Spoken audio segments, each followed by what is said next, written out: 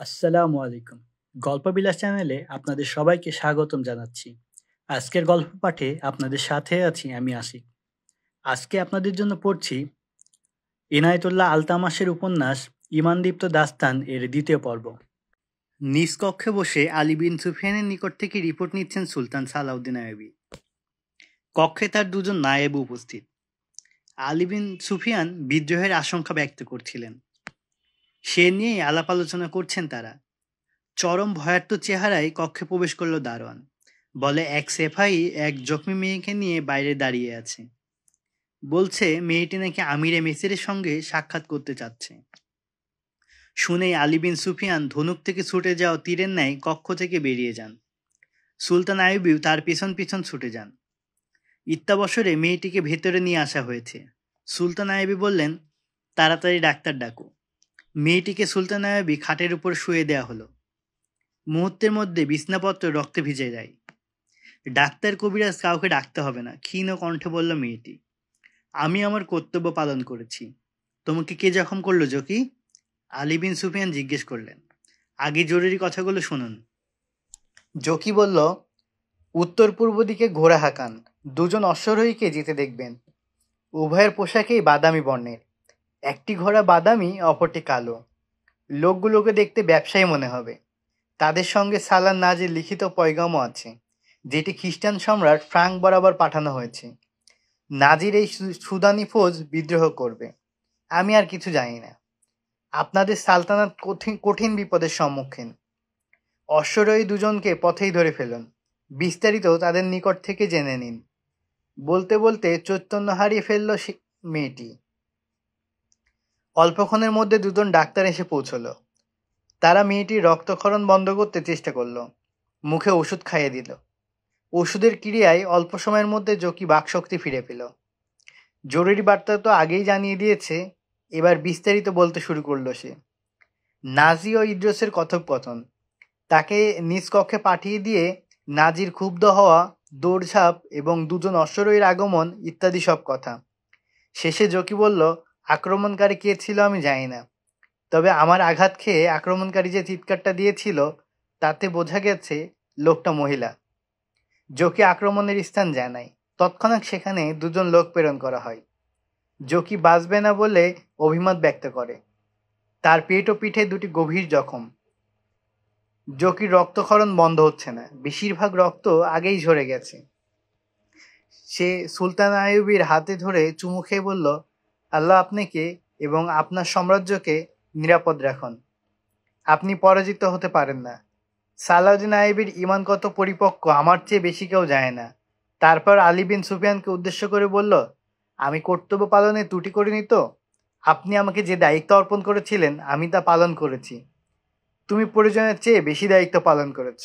আলী বিন সুফিয়ান বললেন, আমার তো ধারণাই ছিল না নাজে এত ভয়ঙ্কর কর্মকাণ্ডে লিপ্ত হতে পারে।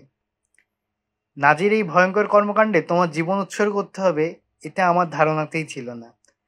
আমি তোমাকে শুধু গুপ্তচর বৃত্তির জন্যই প্রেরণ করেছিলাম।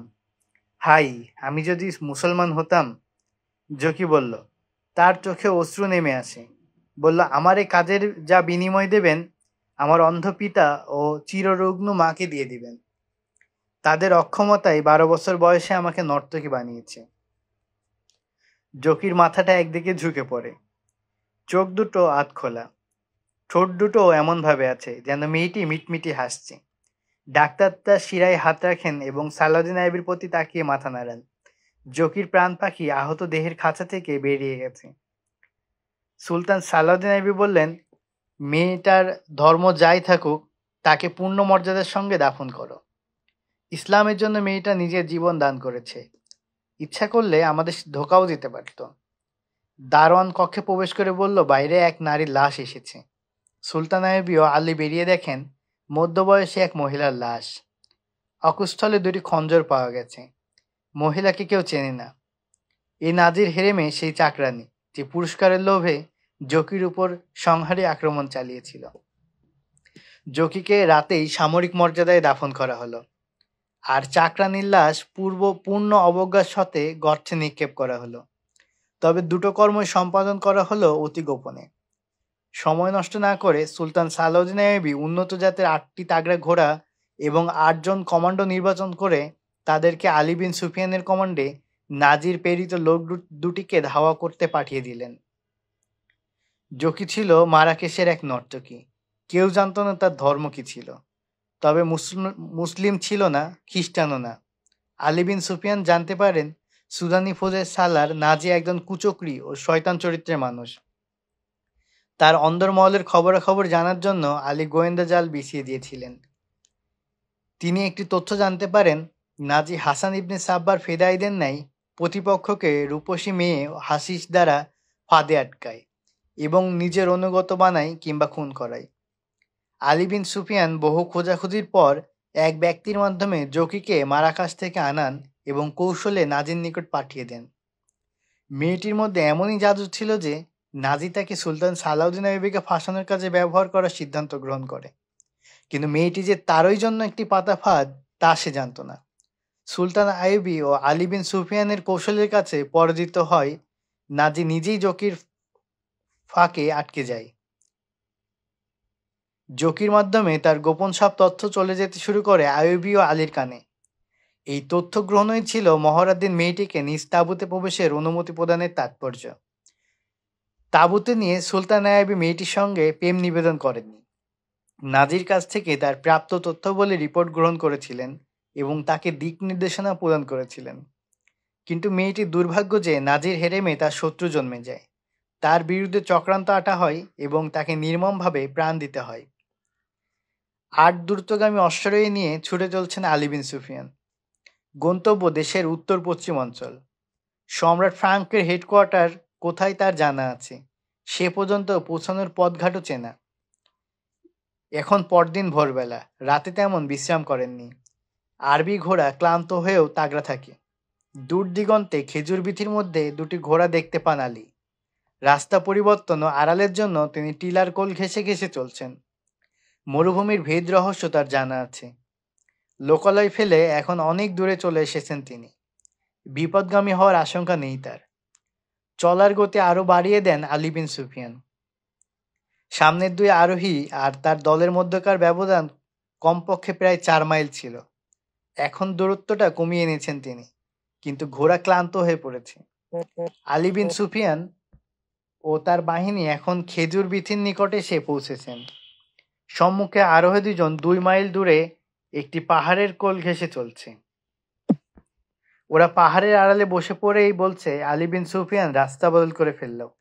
দু দলের মাঝখানে ব্যবধান কমে আসছে।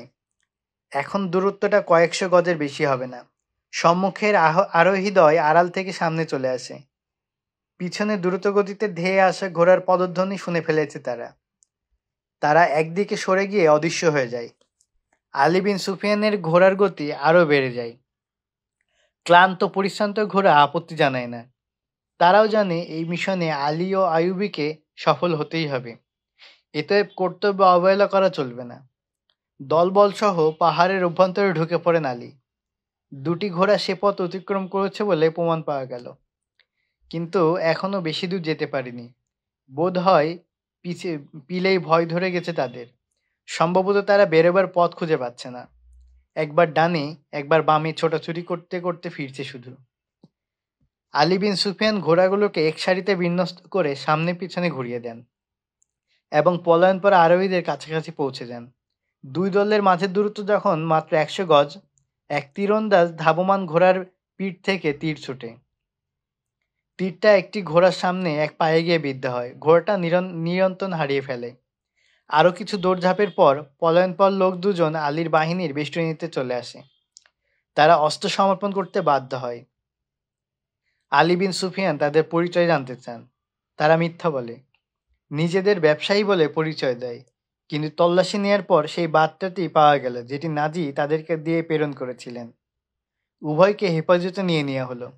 ঘোড়াগুলোকে বিশ্রামের জন্য সময় দেয়া হলো। অভিযান সফল করে আলী বিন সুফিয়ান ফেরত রওনা হন। অস্থির চিত্রে অপেক্ষা করছেন সুলতান আইয়ুবী। দিন কেটে গেছে, রাতটাও অতিক্রান্ত হয়ে যাচ্ছে। মধ্যরাতে সুলতান আইয়ুবী ঘুমিয়ে পড়লেন। তার চোখ লেগে গেছে। অপেক্ষায় অপেক্ষায় কতক্ষণ বসে থাকা যায়। রাতের শেষ প্রহরে আইয়ুবের কক্ষের দরজায় আলতো করে করাঘাত হলো। তার চোখ খুলে যায়। ধর্মর করে উঠে দরজা খোলেন তিনি। আলী বিন সুফিয়ান দাঁড়িয়ে আছেন। পিছনে দণ্ডায়মান তার ৮ অষ্টরোহী ও ২ কয়েদি। সুলতান আইয়ুবী আলী এবং কয়েদি দুজনকে নিজের শয়নকক্ষে ডেকে নিয়ে নাজির পত্রখানা হাতে নিয়ে পড়তে শুরু করেন। প্রথম তার চেহারার রং বিবর্ণ হয়ে উঠলেও পরক্ষণেই মুখটা আনন্দে উজ্জ্বল হয়ে ওঠে। নাজির বার্তাটি বেশ দীর্ঘ। সে খ্রিস্টানদের জনৈক সম্রাট ফ্রাঙ্ককে লিখেছে, অমুক দিন অমুক সময় ইউনানি, রোমান ও অন্যান্য খ্রিস্টানদের সমুদ্রপথে রোম উপসাগরের দিক থেকে সৈন্য অবতরণ করিয়ে আক্রমণ করুন। আপনার আক্রমণের সংবাদ পেলেই ৫০,০০০ সুদানি সৈন্য আইয়ুবের বিরুদ্ধে বিদ্রোহ করে বসবে। মিশরের নতুন বাহিনী আপনার আক্রমণ ও আমার বিদ্রোহ একসঙ্গে মোকাবিলা করতে পারবে না। বিনিময়ে সমগ্র মিশর কিংবা মিশরের সিংহভাগ অঞ্চলের শাসন আপনাকে দান করা হবে। সুলতান সালাউদ্দিন আইয়ুবী বার্তাবাহী লোক দুজনকে কয়েদখানায় পাতাল প্রকোষ্ঠে ফেলে রাখেন। তৎক্ষণাৎ নিজের নতুন বাহিনী প্রেরণ করে নাজি ও তার নায়েবদের নিজ গৃহে নজরবন্দি করে ফেলেন। হেরেমের সকল নারীকে মুক্ত করে দেন এবং নাদির যাবতীয় সহায় সম্পত্তি ক্রয় করে রাষ্ট্রীয় কোষাগারে জমা করেন। এ সকল অভিযান গোপন রাখা হয়। নাজির উদ্ধারকৃত পত্রটিতে আক্রমণের যে তারিখ ছিল, সুলতান আইয়ুবী সেটি পরিবর্তন করে অন্য তারিখ লিখে ২ জন বিচক্ষণ লোককে সম্রাট ফ্রাঙ্কের নিকট প্রেরণ করেন। বলে দেন, তোমরা নিজেদের নাজির লোক বলে পরিচয় দেবে। তাদের রওনা করিয়ে সুলতান সুদানি বাহিনীকে মিশরীয় বাহিনীতে একীভূত করে ফেলার নির্দেশ প্রত্যাখ্যান করে নেয়। ৮ দিন পর দূতরা ফিরে আসে। তারা সম্রাট ফ্রাঙ্ককে নাজির পত্র পৌঁছিয়ে উত্তর নিয়ে আসে। ফ্রাঙ্ক লিখেছেন, আমার আক্রমণের ২ দিন আগে যেন সুদানিরা বিদ্রোহ করে, যাতে আইয়ুবীর আক্রমণ মোকাবেলা করার হুঁশ জ্ঞান না থাকে। আলী বিন সুফিয়ান সুলতান আইয়ুবীর অনুমতিক্রমে এই দূত দুজনকে নজরবন্দি করে রাখেন, যাতে তথ্য ফাঁস হওয়ার কোনো সম্ভাবনা না থাকে। যেসব স্থানে খ্রিস্টানদের নৌযান এসে ফেরার কথা, সুলতান আইয়ুবী সেই স্থানগুলোতে নিজের সৈন্য লুকিয়ে রাখেন। পত্রে উল্লেখিত তারিখে সম্রাট ফ্রাঙ্ক আক্রমণ চালান। নির্দিষ্ট দিনে যথাসময়ে খ্রিস্টানদের সম্মিলিত বাহিনী রোম উপসাগরে আত্মপ্রকাশ করে। ঐতিহাসিকদের পরিসংখ্যান মোতাবেক খ্রিস্টানদের যুদ্ধজাহাজের সংখ্যা ছিল ১২৫। তন্মধ্যে ১২টি ছিল বেশ বড়। সেগুলোতে বোঝাই ছিল সৈন্য, যারা মিশর আক্রমণ করতে এসেছিল। এই বাহিনীর কমান্ডার ছিলেন এমনার্ক, যার পালতোলা জাহাজগুলোতে রসদ ছিল। লাইন ধরে আসছিল জাহাজগুলো। প্রতিরক্ষার কমান্ড নিজের হাতে রাখেন সুলতান আইয়ুবী। তিনি খ্রিস্টানদেরকে সাগরের কূলে ভেড়ার সুযোগ দেন। সর্বাগ্রে বড় জাহাজটি লঙর ফেলে। হঠাৎ তার উপর আগুনের বর্ষণ শুরু হয়ে যায়। এগুলো মিনজানিক দ্বারা নিক্ষিপ্ত আগুন। মুসলিমদের বর্ষিত এই অগ্নিগোলা খ্রিস্টানদের জাহাজ কিস্তিগুলোর পালে আগুন ধরিয়ে দেয়। কাঠের তৈরি জাহাজগুলোর গায়েও আগুন ধরে যায়। অপরদিকে মুসলমানদের লুকিয়ে থাকা জাহাজ এসে পড়ে। তারাও খ্রিস্টানদের জাহাজের উপর আগুনের গোলা নিক্ষেপ করতে শুরু করে। এখন মনে হচ্ছে যেন রোম উপসাগরে অগ্নিকাণ্ড ঘটে গেছে এবং পুরো সাগরটাই জ্বলছে। খ্রিস্টানদের জাহাজগুলো মোড় ঘুরিয়ে পরস্পর ধাক্কা খেতে ও একটি অপরটিতে আগুন ধরাতে শুরু করে দেয়। নিরুপায় হয়ে জাহাজের খ্রিস্টান সেনারা সমুদ্রে ঝাঁপিয়ে পড়ে। তাদের যারা কূলে এসে ভিড়ে, তারা সুলতান আইয়ুবীর তীরন্দাজের নিশানায় পরিণত হয়। ওদিকে নুরুদ্দিন জঙ্কি সম্রাট ফ্রাঙ্কের দেশের উপর আক্রমণ করে বসেন। ফ্রাঙ্ক মিশর প্রবেশের জন্য তার বাহিনীকে স্থলপথে রওনা করিয়ে দিয়ে নিজে নৌবাহিনীতে যোগ দেন। নিজ দেশ আক্রমণের সংবাদ শুনে বড় কষ্টে তিনি দেশে ফিরে যান। গিয়ে দেখেন সেখানকার চিত্রই বদলে গেছে। রোম উপসাগরে খ্রিস্টানদের সম্মিলিত বহরটি অগ্নিদগ্ধ হয়ে নিঃশেষ হয়ে গেছে। সৈন্যরা আগুনে পুড়ে পানিতে ডুবে এবং আইয়ুবী সৈন্যদের তীর খেয়ে প্রাণ হারিয়েছে। তাদের এক কমান্ডার এমনার্ক প্রাণে বেঁচে গেছেন। তিনি আত্মসমর্পণ করে সন্ধির আবেদন জানালে সুলতান আইয়ুবী চড়া মূল্যের বিনিময়ে তা মঞ্জুর করেন। ইউনানি ও সিসিলির কয়েকটি জাহাজ রক্ষা পেয়েছিল। সুলতান আইয়ুবী তাদেরকে তাদের জাহাজগুলোকে ফিরিয়ে নেয়ার অনুমতি প্রদান করেন। কিন্তু ফেরার পথে সমুদ্রে এমন ঝড় ওঠে যে সবগুলো জাহাজ নদীতে ডুবে যায়। ১১৬৯ সালে ডিসেম্বরের ১৯ তারিখ খ্রিস্টানরা তাদের পরাজয়ে স্বাক্ষর করে এবং সুলতান সালাউদ্দিন আইয়ুবীকে জরিমানা আদায় করে। কিন্তু এ জয়ের পরে সুলতান সালাউদ্দিন আইয়ুবীর জীবন ও তার দেশ মিশর আগের তুলনায় অনেক বেশি সংকটাপন্ন হয়ে পড়ে। 7 মে, ক্রুসেডারদের নৌবহর ও সেনাবাহিনীকে রোম উপসাগরে ডুবিয়ে মেরে সুলতান সালাউদ্দিন আইয়ুবী এখন মিশরের উপকূলীয় অঞ্চলেই অবস্থান করছেন। 7 দিন কেটে গেছে। সুলতান আইয়ুবী খ্রিস্টানদের থেকে জরিমানাও আদায় করে নিয়েছেন, কিন্তু রোম উপসাগর এখনও একের পর এক নৌজাহাজ গলৎকরণ করে চলছে আর উদ্গীরণ করছে মানুষের লাশ। মাঝি মাল্লা ও সৈন্যরা আগুন ধরে যাওয়া জাহাজ থেকে সমুদ্রে ঝাঁপিয়ে পড়েছিল। এখন এক এক করে ভেসে উঠছে তাদেরই মৃতদেহ। দূরে মাঝদরিয়ায় 7 দিন পরও আজ কয়েকটি জাহাজের পাল বাতাসে ফরফর করছে। কোনো মানুষ নেই তাতে। সেরা পাল জাহাজগুলোতে সমুদ্রের দয়ের উপর ছেড়িয়ে দিয়েছে। সুলতান সালাউদ্দিন আইয়ুবী সেগুলো তল্লাশি নেওয়ার জন্য কয়েকটি নৌকা প্রেরণ করেন। বলে দেন, যদি কোনো জাহাজ বা কিস্তি অক্ষত থাকে, কাজে আসার মতো হয়, তাহলে রশি বেঁধে টেনে নিয়ে আসবে, আর যেগুলো অকেজো সেগুলো মালপত্র বের করে আনবে। খ্রিস্টানদের ভাসমান জাহাজগুলো তল্লাশি নেওয়া হলো। যা পাওয়া গেল তন্মধ্যে বেশিরভাগ অস্ত্র, খাদ্যদ্রব্য ও মানুষের লাশ। ভাসমান লাশগুলোকে সমুদ্রের উর্মিমেলা তুলে তুলে ছুঁড়ে মারছে তীরে। লাশগুলোর কতিপয় আগুনে পোড়া, কিছু মাছে খাওয়া। অসংখ্য লাশ এমন যে সেগুলোর গায়ে একটি বা একাধিক তীর গাঁথা। কাঠ তক্তা ও ভাঙা কিস্তি অবলম্বন করে সাঁতার কেটে কেটে এখনো কিছু লোক কূলে এসে উঠছে। ক্ষুধার্ত, পিপাসার্ত, ক্লান্ত, অবসন্ন সেই ভাগ্যহত লোকগুলোকে ঢেউ যাকে যেখানে ছুঁড়ে মারছে, লাশের মতো সেখানেই পড়ে থাকছে, আর মুসলিমরা তাদের তুলে আনছে। সমুদ্র তীরে মাইলের পর মাইল এই একই দৃশ্য বিরাজ করছে। সুলতান আইয়ুবী তার বাহিনীকে মিশরের সমগ্র উপকূলীয় অঞ্চল ছড়িয়ে দিয়েছিলেন, এবং যেখানেই কোনো শত্রুদের সমুদ্র থেকে তীরে উঠে আসার সংবাদ শোনা যাচ্ছে, সঙ্গে সঙ্গে তাকে শুকনো পোশাক আর পুষ্টিকর খাবার সরবরাহ করার এবং আহত হলে ব্যান্ডেজ চিকিৎসারও ব্যবস্থা করে রেখেছেন। তারপর এক স্থানে জড়ো করছেন বন্দীদের। ঘোড়ায় চড়ে উপকূলীয় এলাকায় ঘুরে বেড়াচ্ছেন সুলতান আইয়ুবী। তাঁবু ছেড়ে কয়েক মাইল দূরে চলে গেছেন তিনি। সম্মুখে ছোট বড় অনেকগুলো টিলা। টিলার একদিকে সমুদ্র আর পিছে ধু ধু মরু প্রান্তর।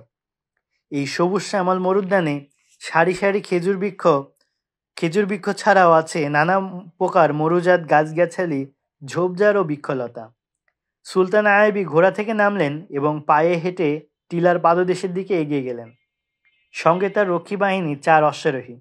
সুলতান নিজের ঘোড়াটা রক্ষীদের হাতে দিয়ে তাদের সেখানেই দাঁড়িয়ে থাকতে বললেন। 3 সালারও আছে তার সঙ্গে।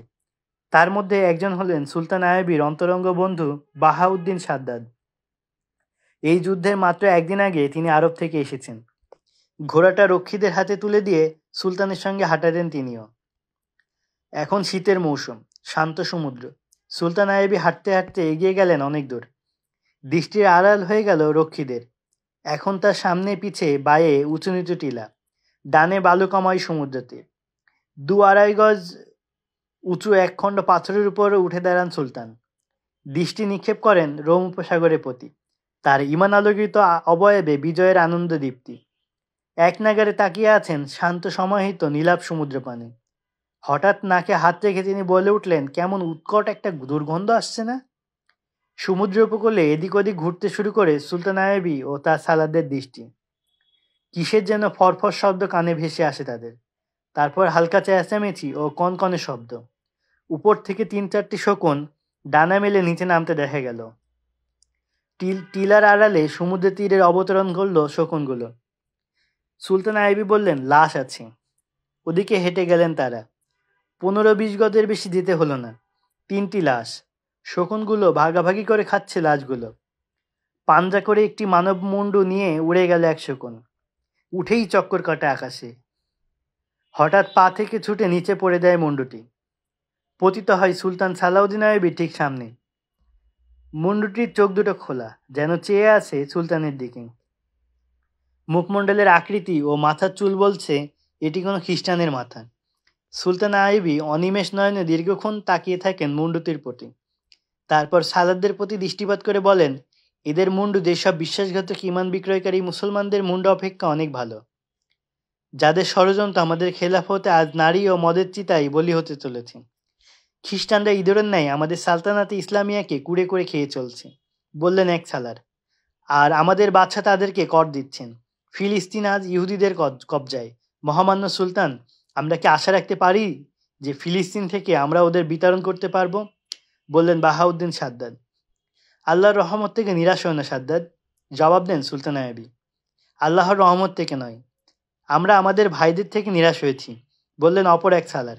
তুমি ঠিকই বলেছ, যে আক্রমণ বাইরে থেকে আসে তা আমরা প্রতিহত করতে পারি। তোমরা কেউ কি ভেবেছিলে কাফিরদের এত বিশাল নৌসেনাকে এত সামান্য শক্তি দিয়ে এত সাফল্যের সাথে আমরা সমুদ্রে ডুবিয়ে মারতে পারবো? তোমরা হয়তো অনুমান করতে পারোনি এই বহরে যে পরিমাণ সৈন্য আসছিল তারা সমগ্র মিশরে মাছির মতো সেয়ে যেত। মহান আল্লাহ আমাদেরকে সাহস দিয়েছেন, আর আমরা একটু কৌশল করে তাদের গোটা বহরকে সমুদ্রতলে ডুবিয়ে দিয়েছি। কিন্তু আমার বন্ধুগণ, যে আক্রমণ ভিতর থেকে আসছে অত সহজে তোমরা তা প্রতিহত করতে পারবে না। তোমার ভাই যখন তোমার উপর আঘাত আনবে তখন তুমি আগে ভাববে সত্যি এই কাজ কি আমার ভাই করেছে নাকি অন্য কেউ। তোমার মনে সংশয় জাগ্রত হবে, আমি ভুল বুঝছি না তো? বাহুতে তুমি তার ওপর তরবারির আঘাত আনার শক্তি পাবে না। আর যদি সাহস করে তরবারি উত্তোলন করেও ফেলো, তখন সুযোগ বুঝে দুশ্মন তোমাকে ও তোমার ভাই দুজনকে খতম করে দিবে। সঙ্গীদের নিয়ে টিলার গা ঘেঁষে ঘেঁষে সুলতান আয়াবি সমুদ্র তীরের দিকে এগিয়ে চললেন। হাঁটতে হাঁটতে হঠাৎ থেমে গেলেন, মাথা নুয়ে বালি থেকে একটা কি যেন তুললেন। সোজা হয়ে দাঁড়িয়ে বস্তুটি হাতের তালুতে নিয়ে সকলকে দেখালেন। কাঠের তৈরি একটি ক্রুশ, শক্ত একখণ্ড সুতোয় বাঁধা। শকুনরাল যে লাশগুলো খাচ্ছিল সুলতান আয়াবি সেগুলোর বিচ্ছিন্ন অঙ্গগুলো দেখলেন। তারপর চোখ ফেললেন মুন্ডুটির প্রতি, যা শকুনের পাঞ্জা থেকে ছুটে তার সামনে এসে পড়েছিল। দ্রুত হেঁটে আবারও মুন্ডুটির কাছে চলে গেলেন তিনি। মুন্ডুটির মালিকানা নিয়ে লড়াই করছে 3টি শকুন। সুলতান আয়াবিকে দেখে আড়ালে চলে যায় শকুনগুলো।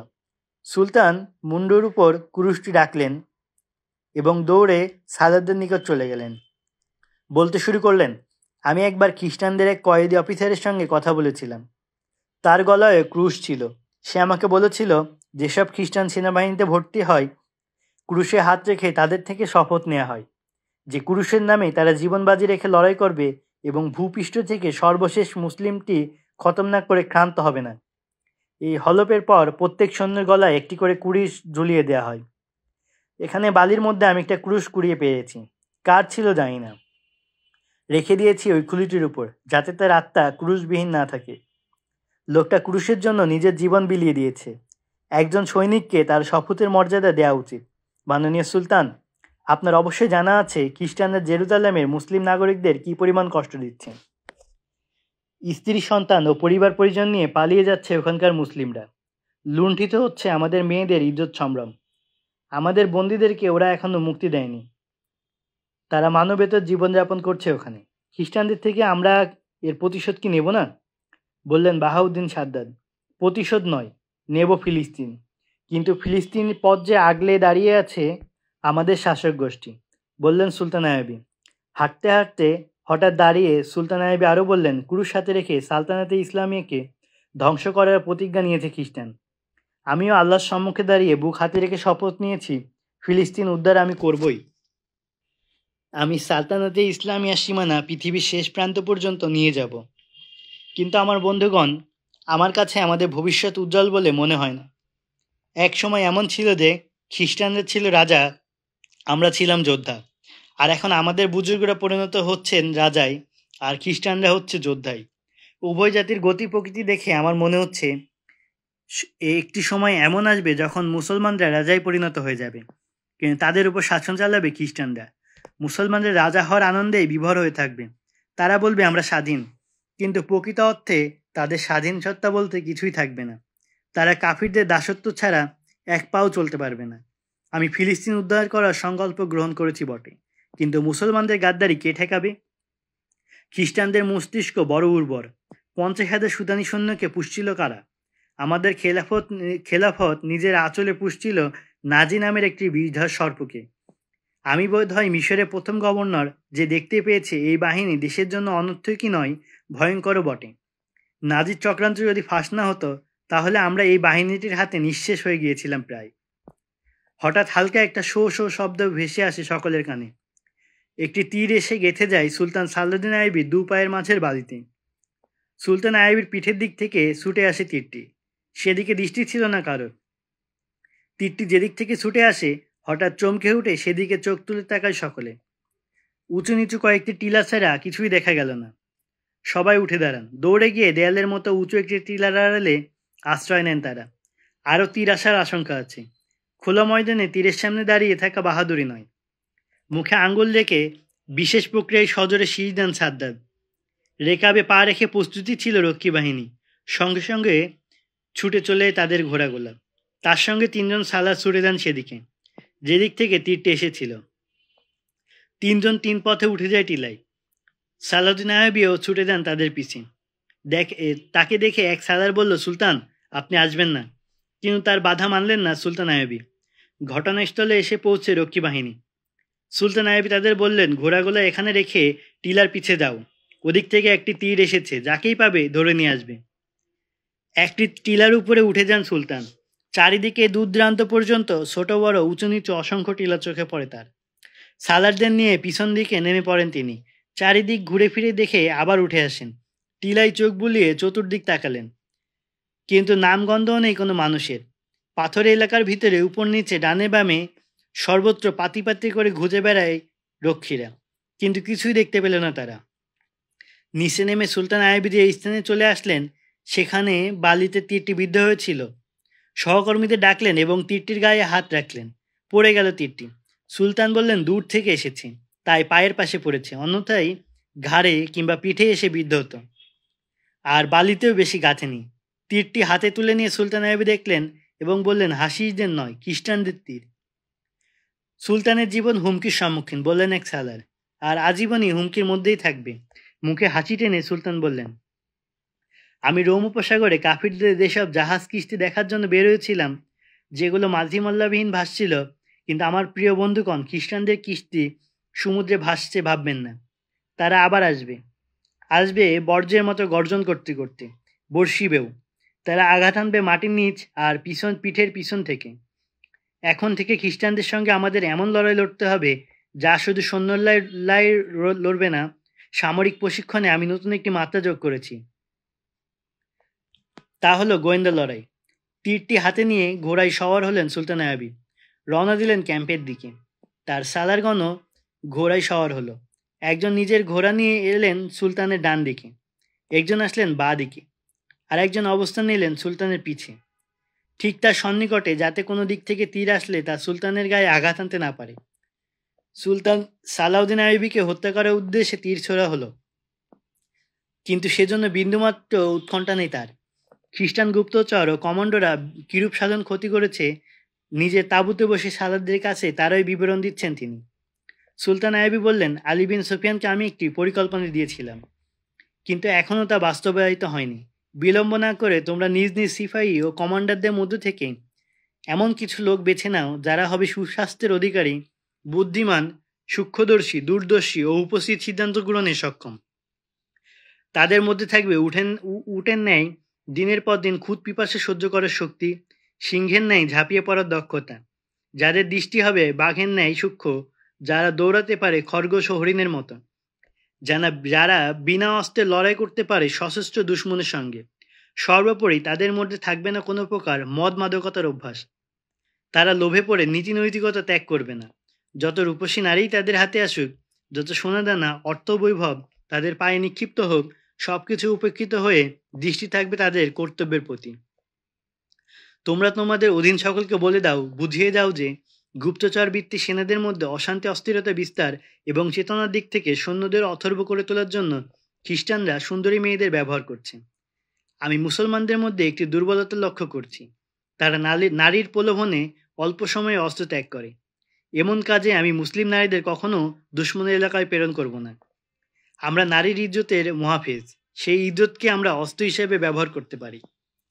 আলী বিন সুফিয়ানের হাতে কয়েকটি মেয়ে আছে, কিন্তু ওরা মুসলমান না, খ্রিস্টানও না। তারপরে আমি এর পক্ষপাতী নই। তাঁবুতে প্রবেশ করে রক্ষী বাহিনীর কমান্ডার বলে, আমার বাহিনীর লোকেরা কয়েকজন পুরুষ ও কয়েকটি মেয়ে ধরে নিয়ে এসেছে। সুলতান আইয়ুবী বাইরে বেরিয়ে আসেন। তিনি 3 সালারও বেরিয়ে আসেন তার সঙ্গে। বাইরে 5 জন লোক দণ্ডায়মান, লম্বা চোগা, পাগড়িয়ার ধরন প্রকৃতি বলছে লোকগুলো বণিক। সঙ্গে তাদের 7টি মেয়ে। সবকটি যুবতী এবং একজন অপেক্ষা অপরজন অধিক রূপসী। রক্ষীদের একজন, যে সুলতান আইয়ুবের উদ্দেশ্যে নিক্ষিপ্ত করা তীরের উৎসের সন্ধানে গিয়েছিল, বলল, আমরা সমগ্র এলাকা তন্ন তন্ন করে অনুসন্ধান করলাম, কিন্তু কোনো মানুষের সন্ধান পেলাম না। পিছে আরও দূর চলে গেলাম, হঠাৎ দেখলাম এরা তাঁবু খাটিয়ে অবস্থান করছে, সঙ্গে 3টি উট। এদের তল্লাশি নেওয়া হয়েছে কি? এক সালার জিজ্ঞেস করলেন। হ্যাঁ হয়েছে, বলছে এরা ব্যবসায়ী। আমরা এদের জিনিসপত্র সব খুলে দেখেছি, দেহও তল্লাশি করেছি, কিন্তু এই খঞ্জরগুলো ছাড়া আর কোনো অস্ত্র পাওয়া যায়নি। বলেই 5টি খঞ্জর সুলতান আইয়ুবের পায়ের কাছে রেখে দেয় এক রক্ষী। আমরা মারাকেশের ব্যবসায়ী, যাব ইস্কান্দারিয়া। 2 দিন আগে আমাদের অবস্থান ছিল এখান থেকে 10 ক্রোশ পিছে। পরশু সন্ধ্যায় এই মেয়েগুলো আমাদের হাতে আসে। তখন তাদের পরিধানের পোশাক ছিল ভেজা। তারা আমাদের জানালো তারা সিসিলির বাসিন্দা। খ্রিস্টান সৈন্যরা এদের ঘর থেকে উঠিয়ে এনে একটি জাহাজে তুলে নেয়। এরা গরিব পিতামাতার সন্তান। এরা বলছে বিপুল সংখ্যক জাহাজ ও নৌকা রওনা হয়েছিল। এদেরকে যে জাহাজে তোলা হয়েছিল তাতে কমান্ডার গোছের কয়েকজন লোক এবং বেশ কিছু সৈন্যও ছিল। তারা নিজেরা মদ খেয়ে এদেরকেও মদ খাইয়ে আমোদ করতে থাকে। সমুদ্রের এপারের নিকটবর্তী হলে জাহাজগুলোতে আগুনের গোলা নিক্ষিপ্ত হতে শুরু করে। আগুন থেকে রক্ষা পাওয়ার জন্য মানুষগুলো জাহাজ থেকে পানিতে ঝাঁপিয়ে পড়তে থাকে। এদেরকে তারা একটি নৌকায় বসিয়ে জাহাজ থেকে সমুদ্রে নামিয়ে ভাসিয়ে দেয়। এরা বলছে এদের কেউ নৌকা বাইতে জানে না, তাই মাঝি মাল্লাবির নৌকাটি সমুদ্রে হেলে দুলে ভাসতে থাকে। পরে একদিন আপনা আপনি এই নৌকাটি কূলে এসে ভিড়ে। আমরা কূলের কাছাকাছি অবস্থান করছিলাম, এরা আমাদের কাছে চলে আসে। বড় বিপন্ন অবস্থায় ছিল মেয়েগুলা। আমরা এদের আশ্রয় প্রদান করি। এই অসহায় নারীদেরকে তাড়িয়েও দিতে পারছিলাম না, আবার বুঝেও আসছিল না যে এদেরকে আমরা কি করি। অগত্য এদেরকে নিয়ে আমরা সম্মুখে রওনা হই এবং এক স্থানে এসে ছাউনি ফেলি। হঠাৎই আরোহীগণ এসে পড়েন এবং আমাদের তল্লাশি নিতে শুরু করেন। আমরা তাদের নিকটেই তল্লাশির কারণ জানতে চাই। তারা বললেন, এটা মিশরের গভর্নর সুলতান সালাউদ্দিন আইয়ুবের নির্দেশ। আমরা অনুনয় বিনয় করে বলি, আমাদেরকে তোমরা সুলতানের কাছে নিয়ে চলো। তাকেই আমরা নিবেদন করব যেন এই অসহায় মেয়েগুলোকে তিনি তার আশ্রয় নিয়ে নেন। চলার পথে আমরা এদেরকে কোথায় নিয়ে ফিরব? মেয়েদের সঙ্গে কথা বললে তারা সিসিলি ভাষায় জবাব দেয়। বড় ভীত সন্ত্রস্ত মনে হলো তাদের। 2-3 জন একত্রেই কথা বলতে শুরু করে। সুলতান সালাউদ্দিন বণিকদের জিজ্ঞেস করলেন, তোমাদের কেউ এদের ভাষা বুঝো কি? একজন শুধু বলল, আমি বুঝি। এরা নিবেদন করছে সুলতান যেন তাদেরকে আশ্রয় নিয়ে নেন। এরা বলছে, আমরা বণিক কাফেলার সঙ্গে যেতে রাজি নই। এমন হতে পারে পথে দস্যুরা আমাদের তুলে নিয়ে যাবে। তাছাড়া এখন যুদ্ধ চলছে, সর্বত্র খ্রিস্টান ও মুসলিম সেনারা গিজ করছে। আমরা সৈন্যদের অনেক ভয় পাই। ঘর থেকে যখন আমাদের অপহরণ করা হয় তখন আমরা কুমারী ছিলাম। খ্রিস্টান সৈন্যরা জাহাজে আমাদেরকে গণিকায় পরিণত করেছে। এক মেয়ে কিছু বললে বণিক তার তর্জমা করে বলল, মেয়েটি বলছে আমাদেরকে মুসলমানদের রাজার নিকট পৌঁছিয়ে দিন, হয়তো তিনি আমাদের প্রতি সদয় হবেন। মুখ খুলল অপর একটি মেয়ে। বণিক বলল, এই মেয়েটি বলছে আমাদেরকে আর যাই করুন খ্রিস্টান সৈন্যদের হাতে তুলে দেবেন না। কোনো সম্ভ্রান্ত মুসলমানের স্ত্রী হতে পারবো এই নিশ্চয়তা পেলে আমি মুসলমান হয়ে যাব। পিছে দাঁড়িয়ে মুখ লুকোবার চেষ্টা করছে 2-3টি মেয়ে। মুখে তাদের ভীতির ছাপ। ভয়ে কিংবা লজ্জায় কথা বলতে পারছে না তারা। সুলতান সালাউদ্দিন আইয়ুবী বণিকদের বললেন, এদেরকে বলো এরা খ্রিস্টানদের কাছে ফিরে যাক আর না যাক, আমরা কিন্তু এদেরকে মুসলমান হতে বাধ্য করব না। এই যে মেয়েটি একজন সম্ভ্রান্ত মুসলমানের স্ত্রী হওয়ার নিশ্চয়তা সত্ত্বে মুসলমান হওয়ার ইচ্ছা ব্যক্ত করল, তাকে বলল, আমি তার প্রস্তাব গ্রহণ করতে পারছি না। কেন মেয়েটি একটি অপারগ অবস্থায় ও বিপদের মুহূর্তে মুসলমান হতে চাইছে। তাদের বলো, যদি আমার প্রতি তাদের আস্থা থাকে তাহলে মুসলিম নারীর ন্যায় তাদেরকে আমি আশ্রয়ে নিয়ে নিব। রাজধানীতে পৌঁছে আমি তাদেরকে জেরুজালেমে খ্রিস্টান পাদ্রীদের নিকট পাঠিয়ে দেওয়ার ব্যবস্থা করব। দোভাষী বণিকের মুখে সুলতান আইয়ুবী সিদ্ধান্তের কথা শুনে মেয়েরা উৎফুল্ল হয়ে ওঠে। আনন্দে ঝিলিক উঠে তাদের চোখে মুখে। তারা সুলতান আইয়ুবীর এই সিদ্ধান্তের প্রতি সম্মতি জ্ঞাপন করে। সুলতান আইয়ুবী মেয়েদের জন্য স্বতন্ত্র তাঁবুর ব্যবস্থা করেন এবং বাইরে সর্বক্ষণ একজন প্রহরী নিয়োজিত থাকার নির্দেশ দেন। বন্দি মেয়েদের তাঁবু কোথায় স্থাপন করা হবে বলতে যাচ্ছিলেন সুলতান আইয়ুবী। এমন সময় তার সম্মুখে নিয়ে আসা হয় 6 জন খ্রিস্টান কয়েদি। খ্রিস্টান কয়েদি লোকগুলোর পরনের কাপড় ভেজা, স্থানে স্থানে রক্তের দাগ ও বালি মাখা, মরার মতো ফ্যাকাশে চেহারা, বিধ্বস্ত শরীর। কমান্ডার যারাই, এরা এখান থেকে 1.5-2 মাইল দূরে সমুদ্র তীরে বিপর্যস্ত অবস্থায় পড়েছিল। এরা সমুদ্রের মাঝে একটি ভাঙা নৌকায় ভাসছিল। ভিতরে পানি ঢুকে একদিন নৌকাটি ডুবে যায়। এরা সাঁতার কেটে বহু কষ্টে কূলে এসে ওঠে। ছিল 22 জন, এখন জীবিত আছে মাত্র এই 6 জন। তারা খ্রিস্টান বাহিনীর সদস্য। সুলতান আইয়ুবের সামনে এসে বসে পড়ে ধরাস করে। একজনের চেহারা বলছে লোকটি সাধারণ সৈনিক নয়, সে কোঁকাচ্ছে। পোশাকে তার রক্তের দাগ নেই, আহতদের চেয়ে বেশি কষ্টে আছে বলে মনে হলো তাকে। মেয়েগুলোর প্রতি এক নজর দৃষ্টিপাত করে আবার কোঁকাতে শুরু করলো লোকটি। সুলতান সালাউদ্দিন আইয়ুবের নির্দেশ ছিল যখন যে ধরা পড়বে তাকেই যেন তার সামনে হাজির করা হয়। সমুদ্রে খ্রিস্টান বাহিনীর নৌ ও সেনাবহর ধ্বংস হওয়ার পর এখন জীবন রক্ষা পাওয়া খ্রিস্টান সেনারা একের পর এক বন্দী হচ্ছে আর নিত হচ্ছে সুলতান আইয়ুবের দরবারে। সুলতান আইয়ুব এই বন্দীদের প্রতিও চোখ তুলে তাকালেন, কিন্তু কিছুই বললেন না। তবে অফিসার গোছে যে লোকটি বেশি কোঁকাচ্ছিল এবং যার পোশাকে রক্তের দাগ নেই তাকে খুঁটিয়ে খুঁটিয়ে নিরীক্ষা করে দেখলেন তিনি। ক্ষীণ কণ্ঠে সালাদদের বললেন, আলী বিন সুফিয়ান এখন আসলো না? এই বন্দীদের তো অনেক জিজ্ঞাসাবাদ করার ছিল, এদের কাছ থেকে তথ্য নেওয়ার প্রয়োজন ছিল।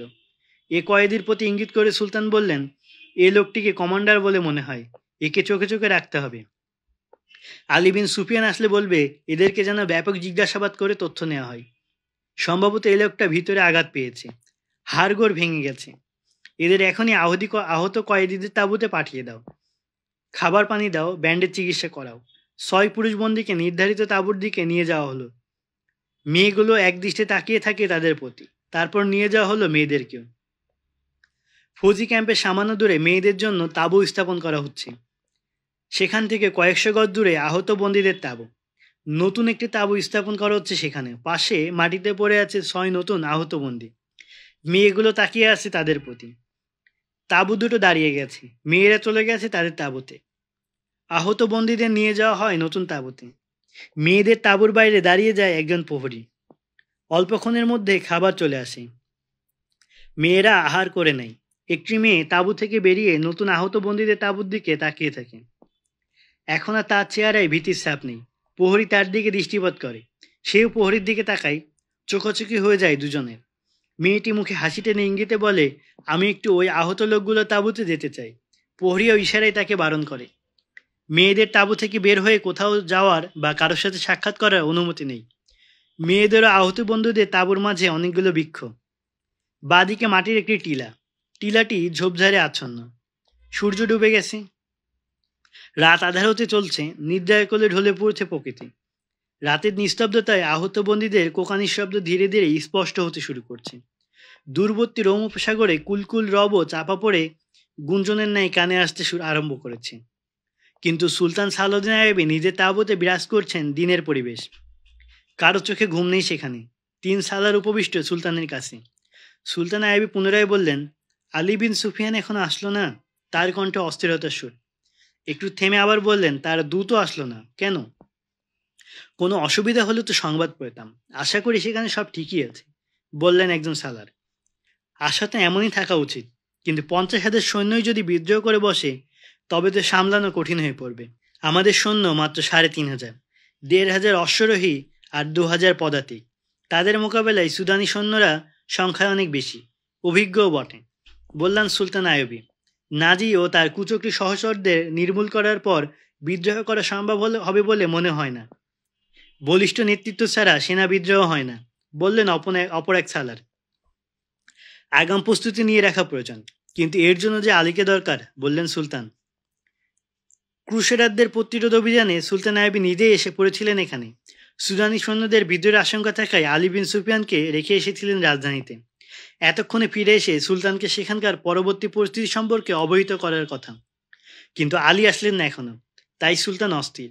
ধীরে ধীরে বেড়ে চলছে তার উৎকণ্ঠা। সালারদের সঙ্গে কায়রোর পরিস্থিতি নিয়ে কথা বলছেন সুলতান। গোটা ক্যাম্প যখন গভীর নিদ্রায়, জেগে আছে শুধু সেই 7টি মেয়ে সুলতান আইয়ুবী যাদের আশ্রয় দিয়েছিলেন। পর্দা ফাঁক করে তাঁবুর ভিতর উকি দেয় প্রহরী।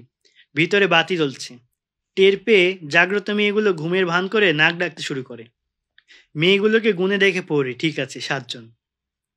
ঘুমিয়ে আছে সবাই। পর্দাটা ছেড়ে দিয়ে সরে আছে প্রহরী। বসে পড়ে তাঁবুর কাজ ঘেঁষে। তাঁবুর পর্দা সংলগ্ন সাহিত্য মেয়েটি নিচ থেকে পর্দা উঁচু করে সতর্কতার সাথে বাইরে তাকায়। পাশের মেয়েটি কানে কানে বলে, বসে পড়েছে। পাশের জন তার পাশের জনকে, তার পাশের জন তার পাশের জনকে বলে, বসে পড়েছে। এভাবে এক এক করে সবকটি মেয়ের কানে পৌঁছে যায় প্রহরী বসে পড়েছে। তাঁবুর অপর দরজার কাছে শুয়ে আছে যে মেয়েটি, সাবধানে উঠে বসে সে মাটিতে বিছানা সজ্জায়। একটি কম্বল বিছানায় এমনভাবে ছড়িয়ে রাখে যে দেখতে মনে হয় কম্বলের নিচে একজন মানুষ শুয়ে আছে। পা টিপে টিপে দরজার নিকটে চলে যায় মেয়েটি। পর্দা সরিয়ে বেরিয়ে পড়ে তাঁবু থেকে।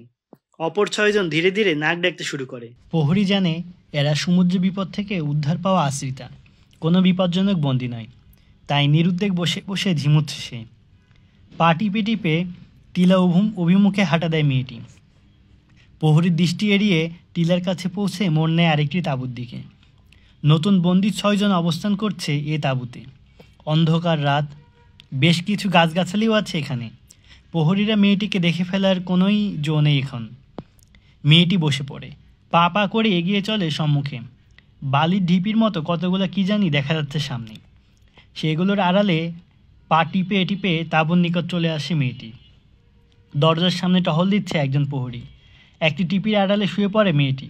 কালো ছায়ার মতো তাকে দেখে ফেলে প্রহরী। মেয়েটি এখন 2 প্রহরীর মাঝে। একজন নিজের তাঁবুর প্রহরী, অপরজন অন্য জখমিদের তাঁবুর। তার আশঙ্কা জখমিদের তাঁবুর প্রহরীর এদিকে আসলে নিশ্চিত ধরা খেয়ে যাবে। ইতিউতি দৃষ্টি ফেলে দীর্ঘক্ষণ অপেক্ষা করে প্রহরী চলে যায় অন্য জখমিদের তাঁবুর দিকে। এই সুযোগে হামাগুড়ি দিয়ে তাঁবুর সন্নিকটে পৌঁছে দেয় মেয়েটি। পর্দা তুলে ঢুকে পড়ে ভিতরে। তাঁবুর ভেতরটা অন্ধকার। ক্ষীণ কণ্ঠে কোকাচ্ছে 2-3 জন জখমি। সম্ভবত তাঁবুর পর্দা ফাঁক হওয়া দেখে ফেলেছে এদের একজন। তাই অস্ফুট স্বরে জিজ্ঞেস করে, কে কে? প্রশ্নে কোনো জবাব না দিয়ে মেয়েটি ফিসফিসিয়ে জিজ্ঞেস করে, রবিন কোথায়? জবাব আসে, ওই যে ওইদিকে 3য় জন। গুনে গুনে 3য় ব্যক্তির কাছে চলে যায় মেয়েটি। পা ধরে নাড়া দেয় তার। আওয়াজ আসে, কে? মেয়েটি জবাব দেয়, আমি মুবি। ধর্মার করে উঠে বসে রবিন। হাত বাড়িয়ে বাহুবন্ধনে টেনে নেয় মেয়েটিকে। শুয়ে দেয় নিজের বিছানায়। নিজের ও তার গায়ের ওপর একটি কম্বল ছাড়িয়ে দিয়ে বলে, প্রহরী এসে পড়তে পারে, আমাকে জড়িয়ে শুয়ে থাকো। রূপসীকন্যা মুবির দেহের উষ্ণতা গ্রহণ করে রবিন। মৌনতায় কাটে কিছুক্ষণ। তারপর রবিন বলে, তোমার আমার এই মিলনে আমি বিস্মিত। এ এক অলৌকিক ঘটনা। এতে প্রমাণিত হয় যীশুখ্রিস্ট আমাদের সাফল্য মঞ্জুর করেছেন। 6 আহত কয়েদি, যাকে সুলতান আইয়ুবী ব্যতিক্রমী এবং উচ্চপদস্থ সেনা বলে অনুমান করেছিলেন, রবিন সেই ব্যক্তি। সুলতান আইয়ুবী বলেও দিয়েছিলেন, একে সাধারণ সিপাহী বলে মনে হয় না, এর প্রতি বিশেষ দৃষ্টি রাখতে হবে। আলী বিন সুফিয়ান এসে তদন্ত নেবে। তোমার জখম কেমন? হাড়গোড় ভেঙে যায়নি তো? জিজ্ঞেস করলো মুবি।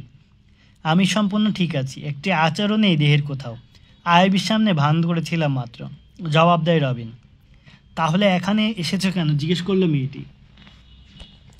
মিশরে প্রবেশ করে সুদানি বাহিনীর সঙ্গে মিলিত হওয়ার জন্য আমি অনেক চেষ্টা করেছি, কিন্তু ইসলামী ফৌজ সর্বোচ্চ সরিয়ে আছে।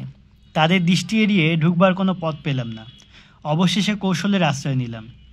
এই 5 জন জখমিকে খুঁজে জড়ো করে জখমির ভান ধরে এদের সঙ্গে আমিও ঢুকে পড়লাম। এখন তো পালাবারও কোনো পথ পাচ্ছি না, জবাব দেয় রবিন।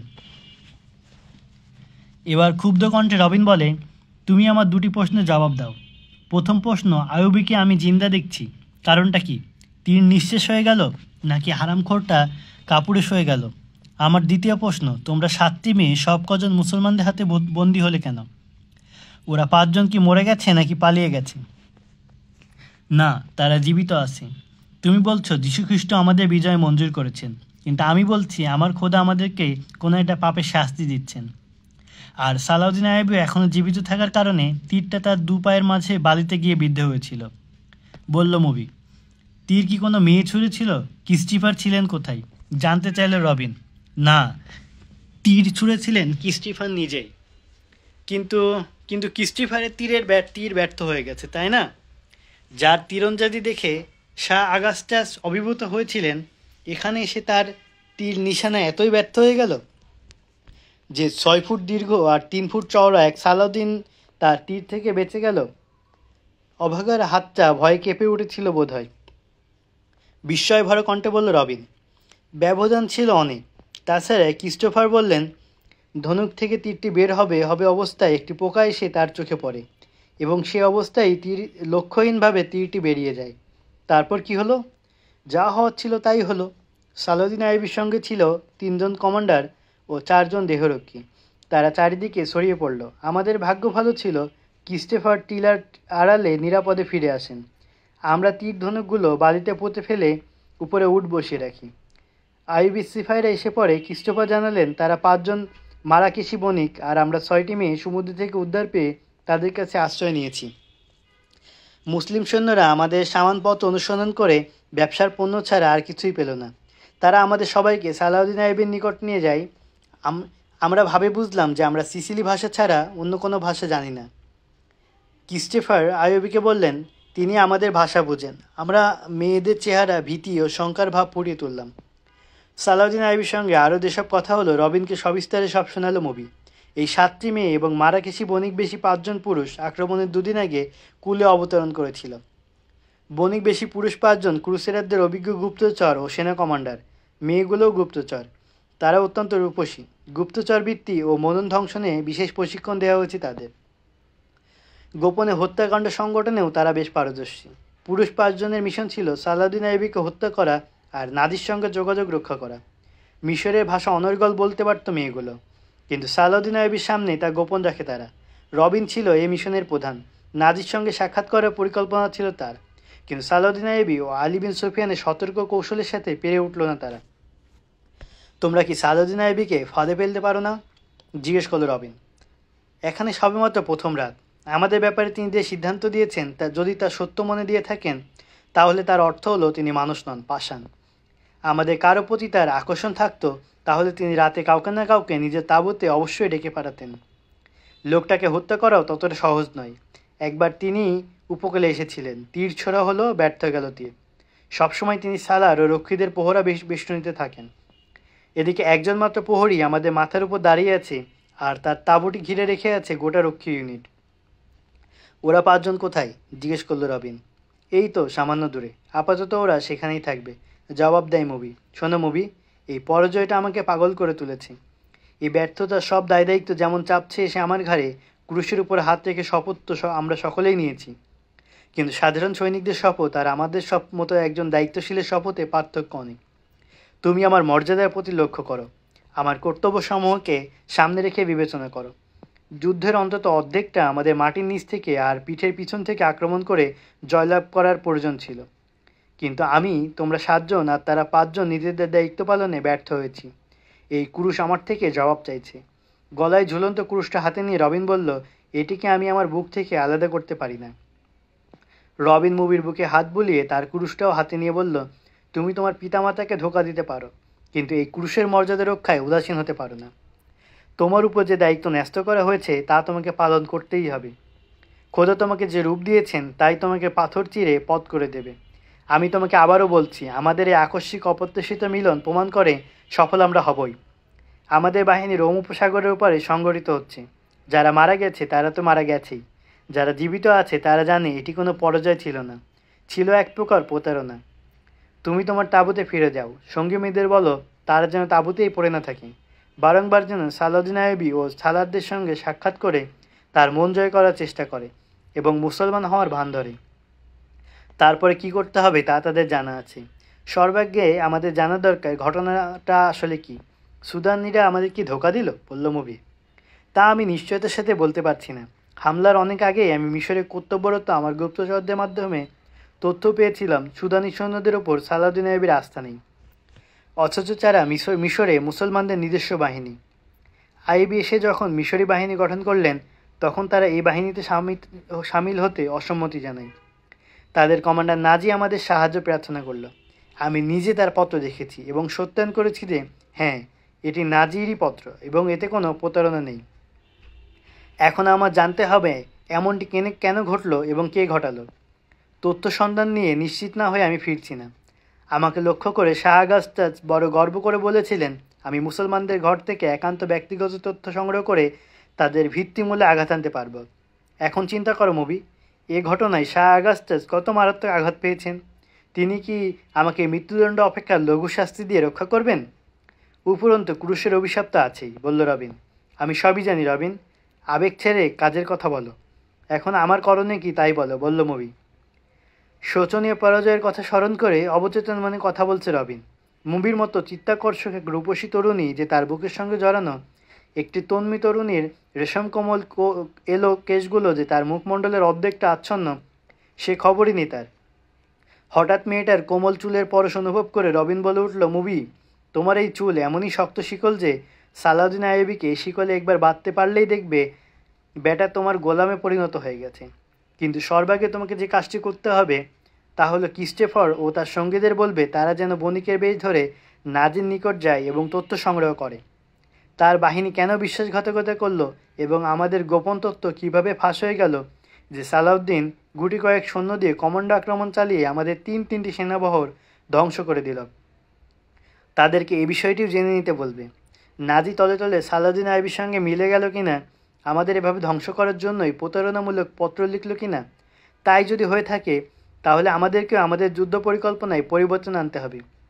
আমি একটি বিষয়ে নিশ্চিত হয়েছি, ইসলামপন্থীরা সংখ্যা যত নগণ্য হোক, সম্মুখ সমরে আমরা সহজে তাদেরকে পরাজিত করতে পারবো না।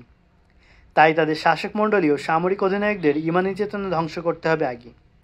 এ লক্ষ্যে আমরা তোমার মতো বেশ কিছু মেয়েকে আরব শাসকদের হেডেমে ঢুকিয়ে রেখেছি। আবারও তুমি কথা লম্বা করছো, বাধা দিয়ে মুভি বলল, আমরা নিজ বাসভবনে এক শয্যায় শুয়ে নেই। আমরা এখন দুশ্মনের হাতে বন্দী। বাইরে প্রহরীরা টহল দিয়ে বেড়াচ্ছে। রাত কেটে যাচ্ছে, হাতে সময় নেই বেশি। মিশন ব্যর্থ হয়ে গেছে। এখন ভবিষ্যৎ পরিকল্পনা কী হবে তাই বলো। আমরা 7টি মেয়ে এবং 5 জন পুরুষ, বলো কি করব। এক তো বুঝলাম নাজির কাছে যেতে হবে, তার প্রতারণার সন্ধান নিতে হবে। তারপর তোমাকে সংবাদ জানাবো কী করে, তোমাকে পাবো কোথায়? আমি এখান থেকে পালিয়ে যাব। তার আগে আমি এই ক্যাম্পের লোক সংখ্যা এবং আইয়ুবীর ভবিষ্যৎ পরিকল্পনা সম্পর্কে বিস্তারিত তথ্য নেব।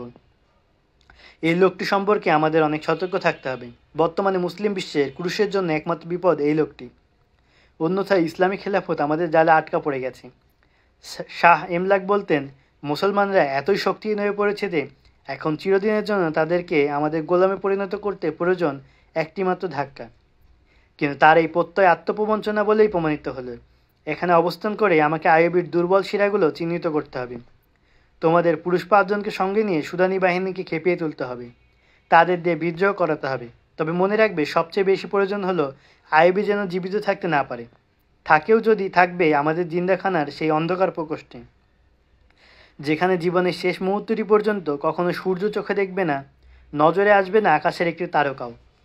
তুমি আগে তোমার তাঁবুতে যাও এবং সহকর্মী মেয়েদেরকে দায়িত্ব বুঝিয়ে দাও।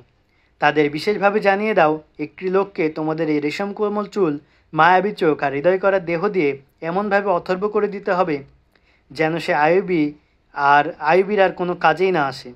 সম্ভব হলে তারও আইয়ুবীর মাঝে এমন ভুল বুঝাবুঝি সৃষ্টি করতে হবে যেন তারা একজন অপরজনকে শত্রু মনে করে। ভালো করে মনে রেখো, লোকটার নাম আলী বিন সুফিয়ান। 2 জন পুরুষের মধ্যে কীভাবে দুশ্মনী সৃষ্টি করতে হয় তা তোমার ভালো করেই জানা। যাও, সহকর্মী মেয়েদের ভালোভাবে দায়িত্ব বুঝিয়ে দিয়ে ক্রিস্টোফারের নিকট পৌঁছে দাও। তাকে আমার সালাম জানিয়ে বলবে, তোমার তীর বুঝে আইয়ুবীর উপর এসেই ব্যর্থ হলো। এবার সেই পাপের প্রায়শ্চিত্ত দাও, আর তোমার উপর যে দায়িত্ব অর্পণ করা হয়েছে তা কড়াই গণ্ডায় আদায় করো। মুভির চুলে চুমু খেয়ে রবিন বলল, পুরুষের জন্য প্রয়োজনে তোমাদের সম্ভ্রম বিলিয়ে দিতেও কুণ্ঠা হয় না। তারপরও যীশুখ্রিস্টের দৃষ্টিতে তোমরা মা মরিয়মের মতোই কুমারী থাকবে। ইসলামকে মূল থেকে উপড়ে ফেলতে হবে। আমরা জেরুজালেম দখল করেছি, এবার মিশর জয় করার পালা। রবিনের শয্যা ছেড়ে উঠে দাঁড়ায় মুভি। কয়েক পা এগিয়ে গিয়ে তাঁবুর পর্দা ফাঁক করে উঁকে দেয় বাইরে। অন্ধকারে কিছুই চোখে পড়ল না তার। মুভি বাইরে বেরিয়ে আসে। তাঁবুর আড়াল থেকে ইতিউতি দৃষ্টিপাত করে দেখে নেয় প্রহরী কোথায়। দূরে কারোর গোঙানির শব্দ শুনতে পাই সে। হতে পারে সেই প্রহরী। মুভি দ্রুত হাঁটা দেয় অন্যদিকে। গাছের ফাঁকে ফাঁকে দ্রুত হেঁটে পিছনের দিকে সতর্ক কান রেখে পৌঁছে যায় টিলার নিকট। হাঁটা দেয় নিজের তাঁবুর দিকে। আধা পথ অতিক্রম করার পর 2 জন মানুষের চাপা কণ্ঠস্বর কানে ভেসে আসে মেয়েটি। মনে হলো তারই তাঁবুর নিকটে কথা বলছে 2 জন মানুষ। মুভির মনে আশঙ্কা জাগে, প্রহরী হয়তো জেনে ফেলেছে তাঁবুর একটি মেয়ে উধাও হয়ে গেছে। হয়তো সে কারণেই সে অন্য কোনো প্রহরী বা কমান্ডারকে ডেকে এনেছে। ভাবনায় পড়ে যায় মুভি। মুহূর্তের মধ্যে সিদ্ধান্ত নেয় নিজের তাঁবুতে যাওয়া এ মুহূর্তে নিরাপদ নয়। তার চেয়ে অন্য 5 পুরুষ সঙ্গীর কাছেই চলে যায়। মুভির বণিক বেশি 5 মারাকেশি পুরুষ সঙ্গীর সঙ্গে এখান থেকে 1.5 মাইল দূরে তাঁবু ফেলে অবস্থান করছে। তাদের কাছে যাবে বলে সিদ্ধান্ত নেয় মেয়েটি, কিন্তু আবার ভাবে তার পালানোর ফলে অন্য মেয়েদের উপর বিপদ নেমে আসবে। খানিকটা কিংকর্তব্য বিমূঢ় হয়ে পড়ে সে, কিন্তু পরক্ষণে হাঁটা দেয় সামনের দিকে। নিজের তাঁবু অভিমুখে লোক দুটো কী বলছে শোনার চেষ্টা করে। মুভি আরবি বুঝে, সালাউদ্দিন আইবির কাছে সে মিথ্যা বলেছিল। সিসিলি ছাড়া অন্য কোনো ভাষা বুঝে না। চুপ মেয়ে যায় লোক দুটো, এখন আর কোনো কথার শব্দ শোনা যাচ্ছে না তাদের। পা টিপে টিপে আরও সামনে এগিয়ে যায় মুভি। এবার ডান দিক থেকে কারো পায়ের শব্দ শুনতে পায়। চকিত নয়নে ফিরে তাকায়। ঘন বৃক্ষরাজির মধ্যে কালো একটি ছায়ামূর্তি চোখে পড়ে তার। গতি পরিবর্তন করে টিলার দিকে হাঁটা দেয় মেয়েটি। কোনো বিপদের মুখোমুখি হতে যাচ্ছে না মুভি। নিরাপদে টিলার উপর উঠতে শুরু করে সে। টিলারটি তেমন উঁচু নয়। অল্পক্ষণের মধ্যেই মুভি টিলার উপরে উঠে যায়। বড় বিচক্ষণ মেয়ে মুভি, কিন্তু যত চতুরই হোক মানুষ প্রতি পদে পদে পূর্ণ সাবধানতা রক্ষা করতে সমর্থ হয় না। অন্যের চোখ ফাঁকি দিয়ে সবসময় শতভাগ নিরাপদ থাকা অতি বিচক্ষণের পক্ষেও কঠিন হয়ে পড়ে। টিলার চূড়ায় উঠে গেলেও বিচক্ষণ মেয়ে মুভি লোকটার চোখে পড়ে যায়। মুভি নিজেকে আড়াল করার চেষ্টা করে। মুখের উপর ছড়িয়ে থাকা খোলা চুলগুলো পিঠের উপর সরিয়ে দেয় সে, কিন্তু ক্ষীণ জ্যোৎস্নালোকে মেয়েটির উন্নত বক্ষ আর দীর্ঘকালো ওড়না ধাওয়াকারী লোকটিকে জানিয়ে দেয় এটি একটি মেয়ে। লোকটি আইবির প্রহরীদের কমান্ডার। রাতের বেলা ক্যাম্পে টহল দিতে বেরিয়েছে। মুহূর্তটা প্রহরীদের ইউনিট পরিবর্তনের সময়। সুলতান আইবি তিনি অধিনায়ক সহ ক্যাম্পে অবস্থান করছেন, আর সেজন্যই কমান্ডার অধিক সতর্কতার সাথে টহল দিয়ে ফিরছে। সুলতান আইবির ব্যবস্থাপনায় বড় কঠিন। প্রতি মুহূর্তে যে কোনো দায়িত্বশীল আশঙ্কাবোধ করে হয়তো এই মুহূর্তে সুলতান তদারকি করতে বেরিয়ে আসবেন। কমান্ডার বুঝে ফেলে টিলার উপরে একটি মেয়ে দাঁড়িয়েছে। আজ সন্ধ্যায় উপর থেকে কমান্ডারের সতর্ক করে দেওয়া হয়েছে খ্রিস্টানদের চরবৃত্তি এবং নাশকতামূলক তৎপরতার জন্য মেয়েদের ব্যবহার করতে শুরু করেছে। তাদের নিয়োজিত মেয়েরা হতে পারে মরুযাযাবরের বেশে, ভিক্ষুকের বেশে ক্যাম্পে আসতে পারে ভিক্ষা করতে। কেউ আবার নিজেকে বিপন্ন নির্যাতিত বলে আশ্রয় প্রার্থনা করতে পারে। কমান্ডারকে বলা হয়েছে আজই 7টি মেয়ে সুলতান আইবির আশ্রয়ে এসেছে। মহামান্য সুলতান ব্যাহত তাদের প্রতি দয়া পরবশ হয়ে প্রকৃতপক্ষে তাদেরকে সন্দেহভাজন আখ্যা দিয়ে আশ্রয় নিয়েছেন। এসব নির্দেশনা শুনে এই কমান্ডার তার এক সঙ্গীকে বলেছিল, আল্লাহ করুন যেমন এমন কোনো মেয়ে আমার কাছে আশ্রয় প্রার্থনা করতে আসে। বলেই দুইজন খিলখিল করে হাসিতে ফেটে পড়েছিল। মধ্যরাতে যখন সমগ্র ক্যাম্প গভীর নিদ্রায় অচেতন, ঠিক তখনই টিলার উপরে কমান্ডারের চোখে পড়ে এক নারী মূর্তির ওপর। প্রথমে তার ধারণা হয় এটি কোনো জিনভূত হবে হয়তো। কমান্ডার নতুন প্রহরীকে তাঁবুর সামনে দাঁড় করিয়ে বলেছিল ভিতরে 7টি মেয়ে আছে। পর্দা তুলে তাকালে ঠিকই 7টি শয্যা দেখতে পায় প্রহরী। প্রতিটি মেয়ের মুখমণ্ডল কম্বল দিয়ে মুড়ি দেয়া। প্রচণ্ড শীত পড়ছিল। সপ্তম কম্বলের তলে আসলেই মানুষ আছে কিনা তা আর যাচাই করে দেখেনি কমান্ডার। সপ্তম শয্যার মেয়েটি যে টিলার উপর দাঁড়িয়ে তা তার অজানা। কমান্ডার কিছু সময় চিন্তা করে, নিজেই মেয়েটির কাছে যাবে নাকি তাকে নিচে নেমে আসার জন্য আদেশ করবে, কিংবা জিনভূত হলে অদৃশ্য হয়ে যাওয়ার অপেক্ষা করবে ভেবে নেই সে। ভাবনার মধ্যে কেটে দেয় কিছু সময়, কিন্তু এতক্ষণে অদৃশ্য হয়নি মেয়েটি, বরং 2-3 পা এগিয়ে আরও সামনে বাড়ল, আবার ফিরে আসে পিছনে, থেমে যায় এবার। কমান্ডার, যার নাম ফখরুল মিস্ত্রি, ধীরে ধীরে পৌঁছে যায় টিলার নিকটে। উপরের দিকে তাকিয়ে উচ্চকণ্ঠে বলে, কে তুমি? নিচে নেমে আসো। আহত হরিণীর মতো লাফিয়ে ওঠে মেয়েটি, দৌড়ে চলে যায় টিলার অপর প্রান্তে। ফখরুল মিস্ত্রি এবার নিশ্চিত হয় এটি মানুষই বটে। কমান্ডার সুঠামদেহী এক সুপুরুষ। টিলাও তেমন উঁচু নয়। দীর্ঘ কয়েকটি পদক্ষেপে উপরে উঠে যায় সে। চারিদিকে অন্ধকার। রাতের আধারে মেয়েটির পায়ের আওয়াজ শুনতে পায় লোকটি। পিছু নেয় মেয়েটি। টিলার অপর প্রান্ত দিয়ে নিচে নেমে তীব্র গতিতে দৌড়াতে শুরু করে মেয়েটি। কমান্ডারও নিচে নেমে ধাওয়া শুরু করে তাকে। দুজনের মাঝে ব্যবধান অনেক, কিন্তু ফখরুল মিস্ত্রি পুরুষ মানুষ, তদুপরি সৈনিক। সিংহের মতো দৌড়াচ্ছে সে। টিলার পিছনে উঁচু নিচু শুল্ক ঝোপঝাড় এবং মাঝে মধ্যে 2-4টি বৃক্ষ। দীর্ঘক্ষণ দৌড়িয়ে এবার ফখরুল অনুভব করলো সামনে কেউ নেই। দাঁড়িয়ে যায় সে। অনিমেষ চোখে তাকায় ডানে বামেও, সামনে পিছে। খানিক পর পিছনে বেশ বায়ে মেয়েটির পায়ের আওয়াজ ভেসে আসে তার কানে। প্রশিক্ষিত মেয়ে, রূপ যৌবন ব্যবহারের পাশাপাশি সামরিক ট্রেনিংও পেয়েছে সে। খণ্ডর চালনার কৌশলতা রপ্ত। দৌড়ে পালিয়ে একটি গাছের আড়ালে লুকিয়েছিল সে। ফখরুল মিশরি তাকে অতিক্রম করে সামনে এগিয়ে গেছে। এবার অন্যদিকে মোড় নেয় মেয়েটি। কানামাছি খেলছে যেন দুজন। কমান্ডারের যত সমস্যা অন্ধকারের কারণে। মেয়েটির পায়ের আওয়াজই তাকে ধাওয়া করার একমাত্র অবলম্বন। চোখে দেখছে না কিছুই। মুভির পা থেমে গেলে থেমে যায় ফখরুল মিশরিও। চলতে শুরু করলে সক্রিয় হয়ে ওঠে ফখরুল মিশরি। ফখরুল মিশরির বুঝতে বাকি নেই মেয়েটি তাগড়া যুবতী। বয়সী হলে এত দ্রুত এবং এত বেশি দৌড়াতে পারত না। মুভির পুরুষ সঙ্গীদের ছাউনি সামান্য সামনে। ফখরুল মিশরীকে ফাঁকি দিয়ে ঝোপঝাড়ে আড়ালে আড়ালে দৌড়ে ছাউনিতে পৌঁছে দেয় মেয়েটি।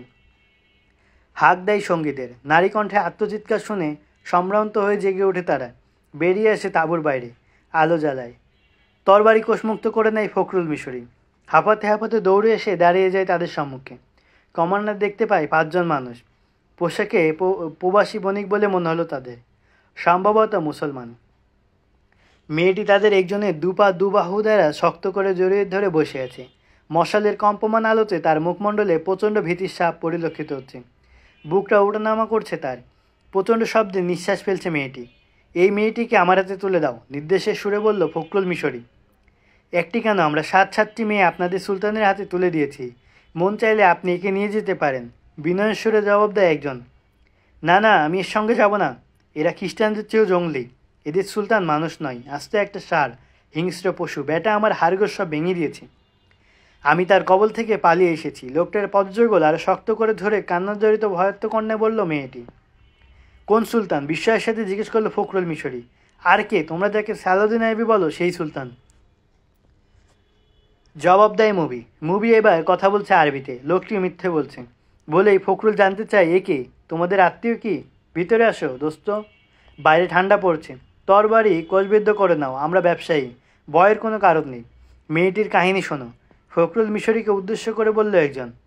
দীর্ঘশ্বাস ছেড়ে লোকটি বলল, তোমরা সুলতানকে আমি মধ্যে মুমিন মনে করতাম, কিন্তু একটি রূপসী মেয়েকে হাতে পেয়ে তিনি ইমানের কথা ভুলে গেলেন। অবশিষ্ট 6টি মেয়েরও তিনি একই দশা ঘটিয়ে থাকবেন অবশ্যই। অন্য মেয়েদের এই দশা ঘটিয়েছে সালাডা। সন্ধ্যায় তাদেরকে ওরা নিজ তাঁবুতে ডেকে নিয়ে যায় এবং হায়নার মতো উপভোগ করে ফিরিয়ে দিয়ে যায়। তাঁবুতে এখন তারা অচেতন পড়ে আছে, বলল মুভি। ভাবান্তর ঘটে যায় ফখরুল মিশরীর। ধীরে ধীরে তরবারিটা কোষবদ্ধ করে তাদের সঙ্গে তাঁবুতে ঢুকে পড়েছে। বসে পড়ে পাতানো শয্যার এক কোণে। চুলোয় আগুন ধরিয়ে হাঁড়িতে করে পানি চড়ায় একজন। কফি তৈরি করার নামে কী যেন ঢালে পানিতে। ফখরুল মিশরীর পদমর্যাদা কী জানতে চায় আর একজন। ফখরুল মিশরী জানায় তিনি পদস্থ একজন কর্মকর্তা, কমান্ডার। নানা কথা বলে বণিকরা আন্দাজ করে নেয় লোকটি সাধারণ নয়, আসলেই পদস্থ কেউ হবেন। অত্যন্ত বিচক্ষণ ও দুঃসাহসীও বটে। বণিকদের একজন, যার নাম ক্রিস্টোফার, কমান্ডারকে মেয়েগুলো সম্পর্কে হুবহুব সেই কাহিনী শোনায় যা শুনিয়েছিল সুলতান আইয়ুবীকে। মেয়েগুলো সুলতানকে প্রস্তাব করেছিল, আমরা যেহেতু বাবা মার নিকট ফিরে যেতে পারবো না, খ্রিস্টানদের কাছেও নয়, তাই আমরা মুসলমান হয়ে যাই। পদস্থ 7 জন সৈনিকের সঙ্গে আমাদের বিয়ে দিয়ে দিন। ক্রিস্টোফার বলল, আমরা শুনেছিলাম নৈতিকতার প্রশ্নে সুলতান আইয়ুবী আপোষহীন, চরিত্র তার পাথরের মতো অটল। ব্যবসার ধান্দায় আমরা সবসময় সফরে থাকি। বিপন্ন নিরাশ্রয় এই মেয়েগুলোকে কিভাবে আমরা সঙ্গে নিয়ে ঘুরি। তাই নিরাপত্তার জন্য মেয়েগুলোকে সুলতানের হাতে তুলে দিয়েছিলাম। কিন্তু সুলতান মেয়েগুলোর সঙ্গে কী আচরণ করলেন তা তো এই মেয়ের জবানিতেই নিজ কানে শুনলেন। মেয়েটির প্রতি তাকায় ফখরুল মিশরী।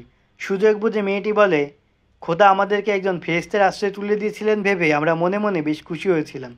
কিন্তু সূর্যাস্তের পর সুলতানের এক রক্ষী এসে আমাকে বলল, সুলতান তোমায় ডাকছেন। অন্য 6 মেয়ের তুলনায় আমি একটু বেশিই সুন্দরী। আমি কল্পনা করিনি তোমাদের আইয়ুবী আমায় অসৎ উদ্দেশ্যে ডেকে পাঠিয়েছেন। আমি সরল মনে চলে গেলাম। সুলতান মদের পিপার মুখ থেকে মুখ খুললেন, ঢেলে 1 গ্লাস রাখলেন নিজের সামনে, আর 1 গ্লাস ঝরিয়ে দিলেন আমার হাতে। আমি খ্রিস্টান, মদ পান করেছি শতবার। জাহাজে খ্রিস্টান কমান্ডাররা আমার দেহটাকে খেলনা বানিয়ে রেখেছিল। সালাউদ্দিন আইয়ুবী একই মতলব বাটলেন। মদ ও পুরুষ আমার জন্য নতুন কিছু নয়, কিন্তু সুলতান আইয়ুবীকে আমি ফেরেশতা মনে করতাম। তার পবিত্র দেহটাকে আমি আমার নাপাক শরীর থেকে দূরে রাখতে চাইছিলাম। কিন্তু খ্রিস্টান নরপশু কমান্ডারদের চেয়েও তিনি অধিক ঘৃণ্য বলে প্রমাণিত হলেন। তোমাদের সুলতান আমার শরীরের হাড়গোড় সব ভেঙে চুরমার করে দিয়েছেন। সমুদ্রের মহাবিপদ থেকে খোদা আমাদেরকে উদ্ধার করলেন এবং ছুঁড়ে মারলেন এমন এক ব্যক্তি আশ্রয়ে যে ফেরেশতারূপী সাক্ষাৎ হয় না। সুলতানি আমাকে বলেছিলেন আমার সঙ্গের অন্য মেয়েরা তার সালারদের তাঁবুতে রয়েছে। আমি সুলতানদের পা ধরে মিনতি করেছিলাম, আপনি আমাকে বিয়ে করে নিন। তিনি বললেন, তোমার যদি আমার পছন্দই হয়ে থাকে তো বিয়ে ছাড়াই আমি তোমাকে আমার হেরেমে স্থান দিব। তিনি আমার সঙ্গে হায়েনার মতো আচরণ করেছেন, ছিলেন মদে মাতাল। এক পর্যায়ে 2 বাহু বন্ধনে জড়িয়ে আমাকে তিনি তার পার্শ্বে শুয়ে দেন। এক সময় যখন তার 2 চোখের পাতা এক হলো, আমি উঠে সেখান থেকে পালিয়ে এলাম। আমার কথায় তোমার বিশ্বাস না হলে তার রক্ষীদের জিজ্ঞেস করে দেখতে পারো। এক ফাঁকে ফখরুল মিশরীকে কফি পান করায় একজন। খানিক পরে মেজাজে পরিবর্তন আসতে শুরু করে তার।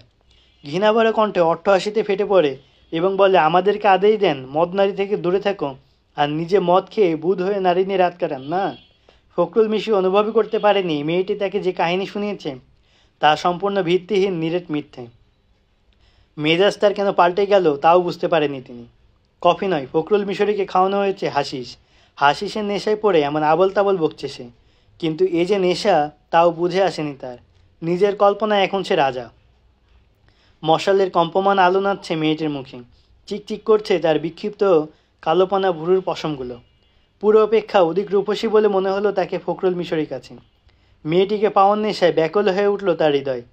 আবেগ আপ্লুত কণ্ঠে বলে ওঠে, তুমি চাইলে আমি তোমাকে আমার আশ্রয়ে নিয়ে নিতে পারি। না, তুমি আমার সঙ্গে সুলতানের ন্যায় একই আচরণ করবে। আমাকে তুমি তোমার তাঁবুতে নিয়ে যাবে, আর আমি পুনরায় তোমাদের সুলতানের কব্জায় চলে যাব। হঠাৎ ভয় পাওয়া মানুষের ন্যায় আটকে উঠে দুপা পিছে সরে গেল মেয়েটি। আমরা এখন অপর ছয়টি মেয়েটিকে কীভাবে উদ্ধার করে আনা যায় ভাবছি। আমরা তাদের ইজ্জত বাঁচাতে চেয়েছিলাম, কিন্তু ভুল করে ফেললাম, বলল ব্যবসায়ীদের একজন। ফখরুল মিশরীর দৃষ্টি মেয়েটির উপর নিবদ্ধ। এত সুন্দরী মেয়ে জীবনে আর দেখেনি সে কখনো। কারো মুখে রা নেই। অখণ্ড এক নীরবতা বিরাজ করছে তাঁবুতে। সেই নীরবতা ভাঙল ক্রিস্টোফার। বলল, তুমি কি আরব থেকে এসেছ নাকি মিশরি? আমি মিশরি। দুটো যুদ্ধে লড়েছি, দক্ষতার বলে এই পথ পেয়েছি, বলল ফখরুল। নাজিদের সুদানি বাহিনীটি সালার, এখন সেটি কোথায়? জিজ্ঞেস করলো ক্রিস্টোফার। সেই বাহিনীর একজন সৈনিকও আমাদের সঙ্গে নেই, জবাব দেয় মিশরি। বলতে পারো এমনটি কেন হয়েছে?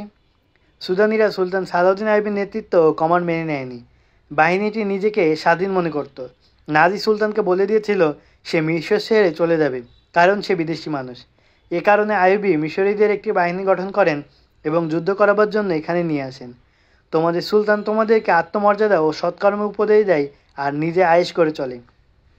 তা যুদ্ধ করে গনিমত কিছু পেয়েছো কি? 2-1 চাকা সোনারূপা পেয়েছ হয়তো। খ্রিস্টানদের জাহাজ থেকে বিপুল পরিমাণ সোনাচাঁদনি সুলতানের হাতে এসেছে। রাতের আধারে হাজার হাজার উঠের পিঠে বোঝাই দিয়ে সেসব পাঠিয়ে দেওয়া হয়েছে কায়রো। সেখান থেকে পাচার হবে দামেস্ক ও বাগদাদে। সুদানি বাহিনীটিকে নিরস্ত করে সুলতান তাদের গোলামে পরিণত করতে চায়। তারপর ফৌজ আসবে আরব থেকে, তখন তোমরা মিশরীরাও গোলাম হয়ে যাবে তাদের, বলল ক্রিস্টোফার। ক্রিস্টোফারের প্রতিটি কথা হৃদয়ে বসে আছে ফখরুল মিশরীর। ক্রিয়াটা মূলত কথার নয়, ক্রিয়া মুভির রূপ আর হাসিসের। ক্রিস্টোফার এই কৌশল রপ্ত করেছে হাসান ইবনে সাব্বার হাসিসদের নিকট থেকে। মুভি কল্পনাও করেনি একজন মিশরি কমান্ডার তাকে ধাওয়া করে অবশেষে তারাই মুঠোয় এসে ধরা দেবে। মেয়েটি জেনে ফেলেছে মিশরি কমান্ডার আরবি ভাষা ছাড়া অন্য কোনো ভাষা জানে না। এবার মুভি আরও তথ্য দিতে শুরু করে সঙ্গীদের। বলে, রবিন জখমের ভান করে সুলতান আইয়ুবী জখমীদের তাঁবুতে পড়ে আছেন। তিনি বলছেন নাজির সাথে সাক্ষাৎ করে জানতে হবে তিনি বিদ্রোহ কেন করলেন না, কিংবা পিছন থেকে কেন তিনি সালাউদ্দিন আইয়ুবীর ওপর আক্রমণ করলেন না। তাছাড়া নাজি আমাদের সঙ্গে প্রতারণা করলেন কিনা রবিন তারও খোঁজ নিতে বলেছেন। মুভিকে ভিন্ন ভাষায় কথা বলতে দেখে ফখরুল মিশরি জিজ্ঞেস করে, ও কি বলছে?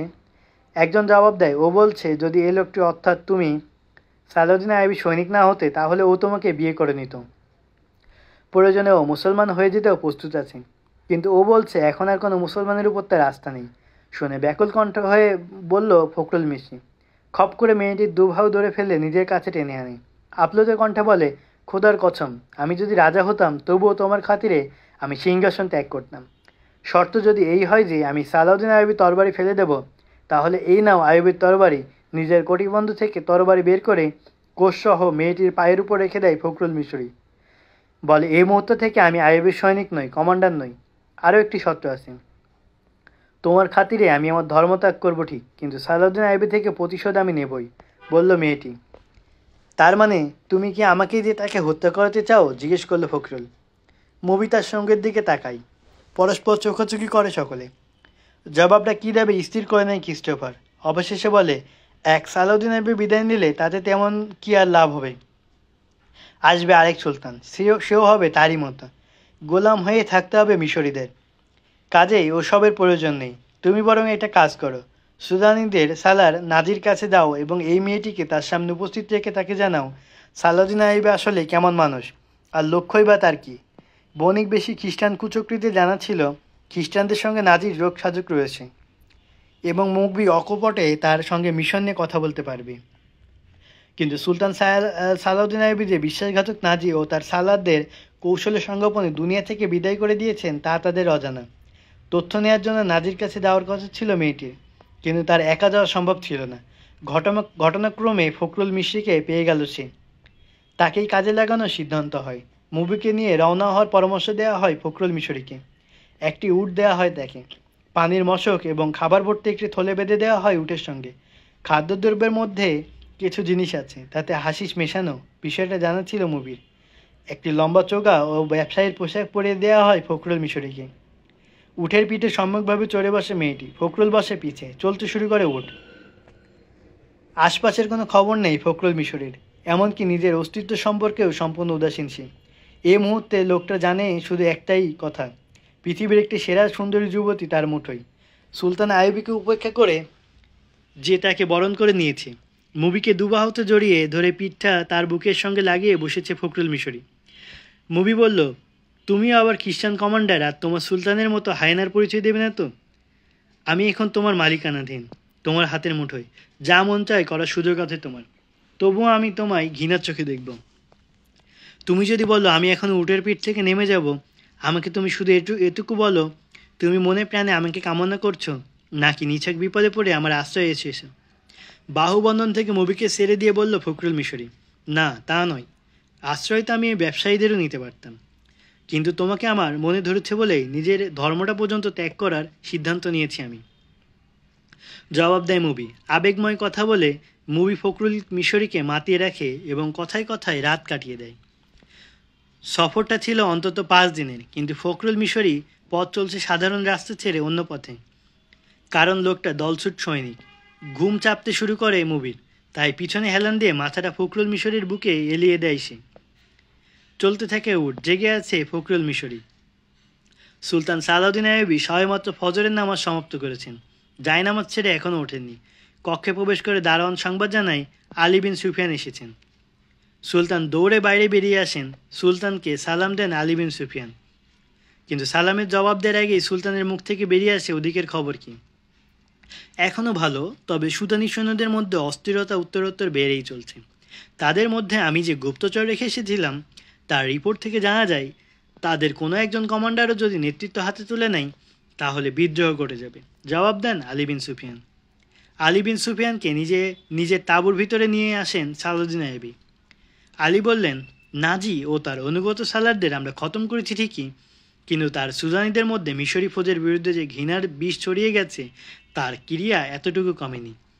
তাদের অস্থিরতার আরেক কারণ তাদের অধিনায়কদের গুম হওয়া। গুপ্তচরদের মাধ্যমে তাদের মধ্যে আমি সংবাদ ছড়িয়ে দিয়েছি যে তাদের অধিনায়করা রোম উপসাগরে রণাঙ্গনে গেছে, কিন্তু আমিরে মোহতারাম, আমার ধারণা সুদানিদের মধ্যে সংশয় সন্দেহ ঢুকে পড়েছে। তাদের বিশ্বাস তাদের সালারদের বন্দি করে খুন করা হয়েছে। আচ্ছা, বিদ্রোহের ঘটনা যদি ঘটেই যায়, তাহলে মিশরে আমাদের যে সৈন্য আছে তারা কি তা দমন করতে পারবে? তারা অভিজ্ঞ 50,000 সৈন্যের মোকাবিলা করতে পারবে কি? আমার তো সন্দেহ হচ্ছে, জিজ্ঞেস করলেন সালাউদ্দিন আইয়ুবী। আমার মনে হয় আমাদের এই অল্প সংখ্যক সৈন্য তাদের মোকাবিলা করতে পারবে না। তবে আয়োজন একটা আমি করে এসেছি। আমি মহামান্য নুরউদ্দিন জঙ্গির নিকট দ্রুতগামী 2 দূত প্রেরণ করেছি, তার সমীপে পয়গাম পাঠিয়েছি মিশরে বিদ্রোহের ডামাডোল শুরু হয়েছে। আমরা এ যাবৎ যে বাহিনী প্রস্তুত করেছি প্রয়োজনের তুলনায় তা নিতান্তই অপ্রতুল। তাছাড়া তাদের অর্ধেকই অবস্থান করছে রণাঙ্গনে। সম্ভাব্য বিদ্রোহ দমন করার জন্য আপনি শীঘ্র বাহিনী প্রেরণ করুন, বললেন আলী বিন সুফিয়ান। ওদিক থেকে সহযোগিতার আশা খুব কম। গত পরশু এক দূত সংবাদ নিয়ে এসেছিল নুরউদ্দিন জঙ্গি রাজা ফ্রাঙ্কের উপর আক্রমণ করেছেন। এ আক্রমণ তিনি আমাদের সহযোগিতার জন্য করেছেন। সে সময় ফ্রাঙ্কের কর্মকর্তা ও অধিনায়কগণ ছিল রোম উপসাগরে খ্রিস্টানদের সম্মিলিত বাহিনীর নৌবহরে। ফ্রাঙ্কের কিছু সংখ্যক সৈন্য মিশরে প্রবেশ করে হামলা করতে চেয়েছিল এবং আমাদের সুদানি বাহিনীর পৃষ্ঠপোষকতার জন্য মিশরের সীমান্তে এসে উপনীত হয়েছিল। সুলতান নুরউদ্দিন জঙ্গি সেই বাহিনীর উপর আক্রমণ করে তাদের সব পরিকল্পনা ভণ্ডুল করে দিয়েছেন এবং রাজা ফ্রাঙ্কের বিস্তর এলাকা নিজের দখল প্রতিষ্ঠা করেছেন। ক্রুসেডারদের থেকে জরিমানা বাবদ কিছু অর্থ আদায় করেছেন, বললেন সুলতান সালাউদ্দিন আইয়ুবী। তাঁবুর ভিতর পায়চারি করতে শুরু করলেন সুলতান আইয়ুবী। আবেগ আপ্লুত কণ্ঠ বললেন, সুলতান নুরউদ্দিন জঙ্গি থেকে আমি ওখানকার এমন পরিস্থিতির কথা জানতে পেরেছি যা আমাকে অস্থির করে রেখেছে। খ্রিস্টানরা কি ওখানে পাল্টা আক্রমণ করবে বলে মনে হয়? জিজ্ঞেস করেন আলী বিন সুফিয়ান। আমার খ্রিস্টানদের আক্রমণের পরোয়া বিন্দুমাত্র নেই। অস্থিরতা আমার এই জন্য যে কাফিরদের আক্রমণ প্রতিহত করার দায়িত্ব যাদের, তাদের মদের মটকায় ডুবে আছে। ইসলামের দুর্গের প্রহরীরা বন্দী হয়ে আছে হেরেমি, নারীর চুল বেঁধে ফেলেছে তাদের পা। চাচা আসাদুদ্দিন শেরকে ইসলামের ইতিহাসের কখনো কথা ভুলতে পারবো না। হাই, এ সময় যদি তিনি জিন্দা থাকতেন, যুদ্ধের ময়দানে তিনিই আমাকে টেনে এনেছিলেন। আমি বড় কঠিন কঠিন মুহূর্ত দেখেছি। চাচা শেরকহর বাহিনী অগ্রগামী ইউনিটের আমি কমান্ড করেছি। তার সঙ্গে খ্রিস্টানদের অবরোধে আমি 3 মাস কাটিয়েছি। চাচা সবসময় আমাকে সবক দিতেন, বেটা কখনো ভীত হয় না, ভয়ভীতি থেকে নিজেকে সদা মুক্ত রাখবে, মহান আল্লাহর সাহায্যের প্রতি আস্থা রাখবে, ইসলামের পতাকা উচ্চ ধরে রাখবে সবসময়। আমি শেরকোর কমান্ডে মিশরি এবং খ্রিস্টানদের সম্মিলিত বাহিনীর বিরুদ্ধে লড়াই করেছি। ইস্কান্দারিয়ার অবরোধ কাটিয়েছি দীর্ঘদিন। আমার মাথার উপর পর্দা এসে গিয়েছিল, আমার মুষ্টিমেয় সৈন্যের মনোবল ভেঙে যেতে শুরু করেছিল, কিন্তু তারপরেও বিজয় আমার পদচুম্বন করে। কিভাবে তা সম্ভব হয়েছিল, কি করে আমি আমার সৈন্যদের মনোবল চাঙ্গা করেছিলাম, আল্লাহই তা ভালো জানেন। চাচা শেরকো আক্রমণ করে সেই অবরোধ ভেঙে ফেলেছিলেন। সেই কাহিনী তো তুমি ভালো করেই জানো আলী। ইমান বিক্রেতারা কাফিরদের সঙ্গে গাঁটছাড় বেঁধে আমাদের বিরুদ্ধে কিরূপ যুদ্ধের সৃষ্টি করেছিল, তাও তোমার অজানা নয়। কিন্তু এমন কঠিন মুহূর্তে আমি সাহস হারাইনি, ভয় পাইনি। আমার সব কিছু মনে আছে সুলতান। এত যুদ্ধবিগ্রহ আর হত্যা লুণ্ঠনের পর আশা করেছিলাম এবার মিশরীরা সোজা পথে ফিরে আসবে, কিন্তু এক গাদ্দার মরে তো আর এক গাদ্দার এসে তার স্থান দখল করে। আমি বিশেষভাবে যে বিষয়টি প্রত্যক্ষ করেছি তা হলো, মিশরে এ যাবৎ যে কজন গাদ্দার আত্মপ্রকাশ করেছে তারা সবাই দুর্বল খেলাফতের সৃষ্টি। ফাতেমি খেলাফত যদি হেরেমে ঢুকে না পড়তো, সুন্দরী নারী আঁচলে বাধা না পড়তো, তাহলে আপনি আজ খ্রিস্টানদের সঙ্গে লড়াই করতেন ইউরোপে, তাদেরই ভূখণ্ডে। কিন্তু আমাদের গাদ্দার বন্ধুরা এই কুরুশ বনাম চারতারা লড়াইকে মিশরের সীমানা অতিক্রম করতেই দিচ্ছে না। রাজা যখন ভোগবিলাসে ডুবে যায়, তখন প্রজাদের মধ্যে কিছু লোক রাজত্বের স্বপ্ন দেখতে শুরু করে। শক্তি ও সাহায্য লাভ করে তারা কাফিরদের থেকে। ইমান বেচাকেনা এরা তো অন্ধ হয়ে পড়ে যে তারা কাফিরদের পরিকল্পনা বাস্তবায়ন এবং আপন কন্যাদের সম্ভ্রম বিকিয়ে দিতে পর্যন্ত কুণ্ঠাবোধ করে না। আমি সবসময় এদেরকে ভয় পাই। আল্লাহ না করুক, ইসলামের নাম যদি কখনো ডুবে যায়, ডুববে মুসলমানদের হাতেই। আমাদের ইতিহাস গাদ্দারদের ইতিহাসে পরিণত হতে যাচ্ছে। আমার মনে হয় একদিন মুসলমানরা নিজেদের ভিটেমাটি কাফিরদের হাতে তুলে দেবে।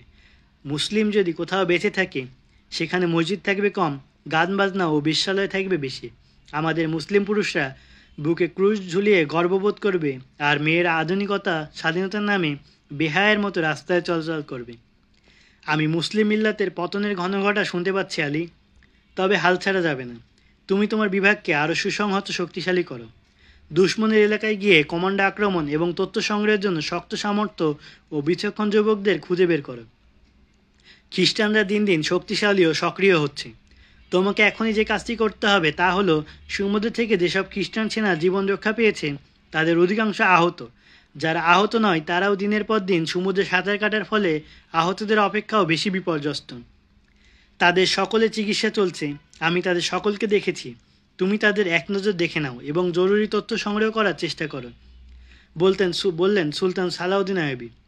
দারোয়ানকে ডেকে নাস্তা আনতে বললেন সুলতান আইয়ুবী। তারপর আলী বিন সুফিয়ানের প্রতি মুখ ফিরিয়ে বলতে শুরু করলেন, গতকাল কয়েকজন আহত পুরুষ ও কয়েকটি মেয়েকে আমার সামনে হাজির করা হয়েছিল।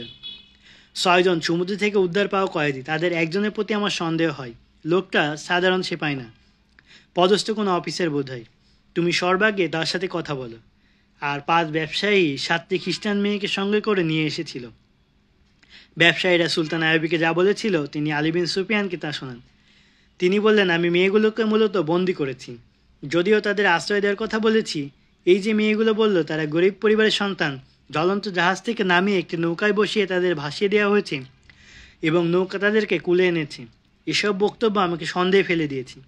আমি তাদেরকে একটি পৃথক তাঁবুতে রেখেছি এবং প্রহরার জন্য একজন শাস্তি দাঁড় করিয়ে রেখেছি। নাস্তাটা খেয়েই তুমি ওই কয়েদি আর মেয়েগুলোর কাছে চলে যাও। অবশেষে সুলতান আইয়ুবী মুখে মুচকি হাসি টেনে বললেন, গতকাল দিনের বেলা আমি উপকূলে টহল দিচ্ছিলাম। হঠাৎ আমার প্রতি কোন দিক থেকে যেন একটা তীর ছুটে আসে। তীরটি আমার 2 পায়ের মাঝের বালিতে এসে বিদ্ধ হয়।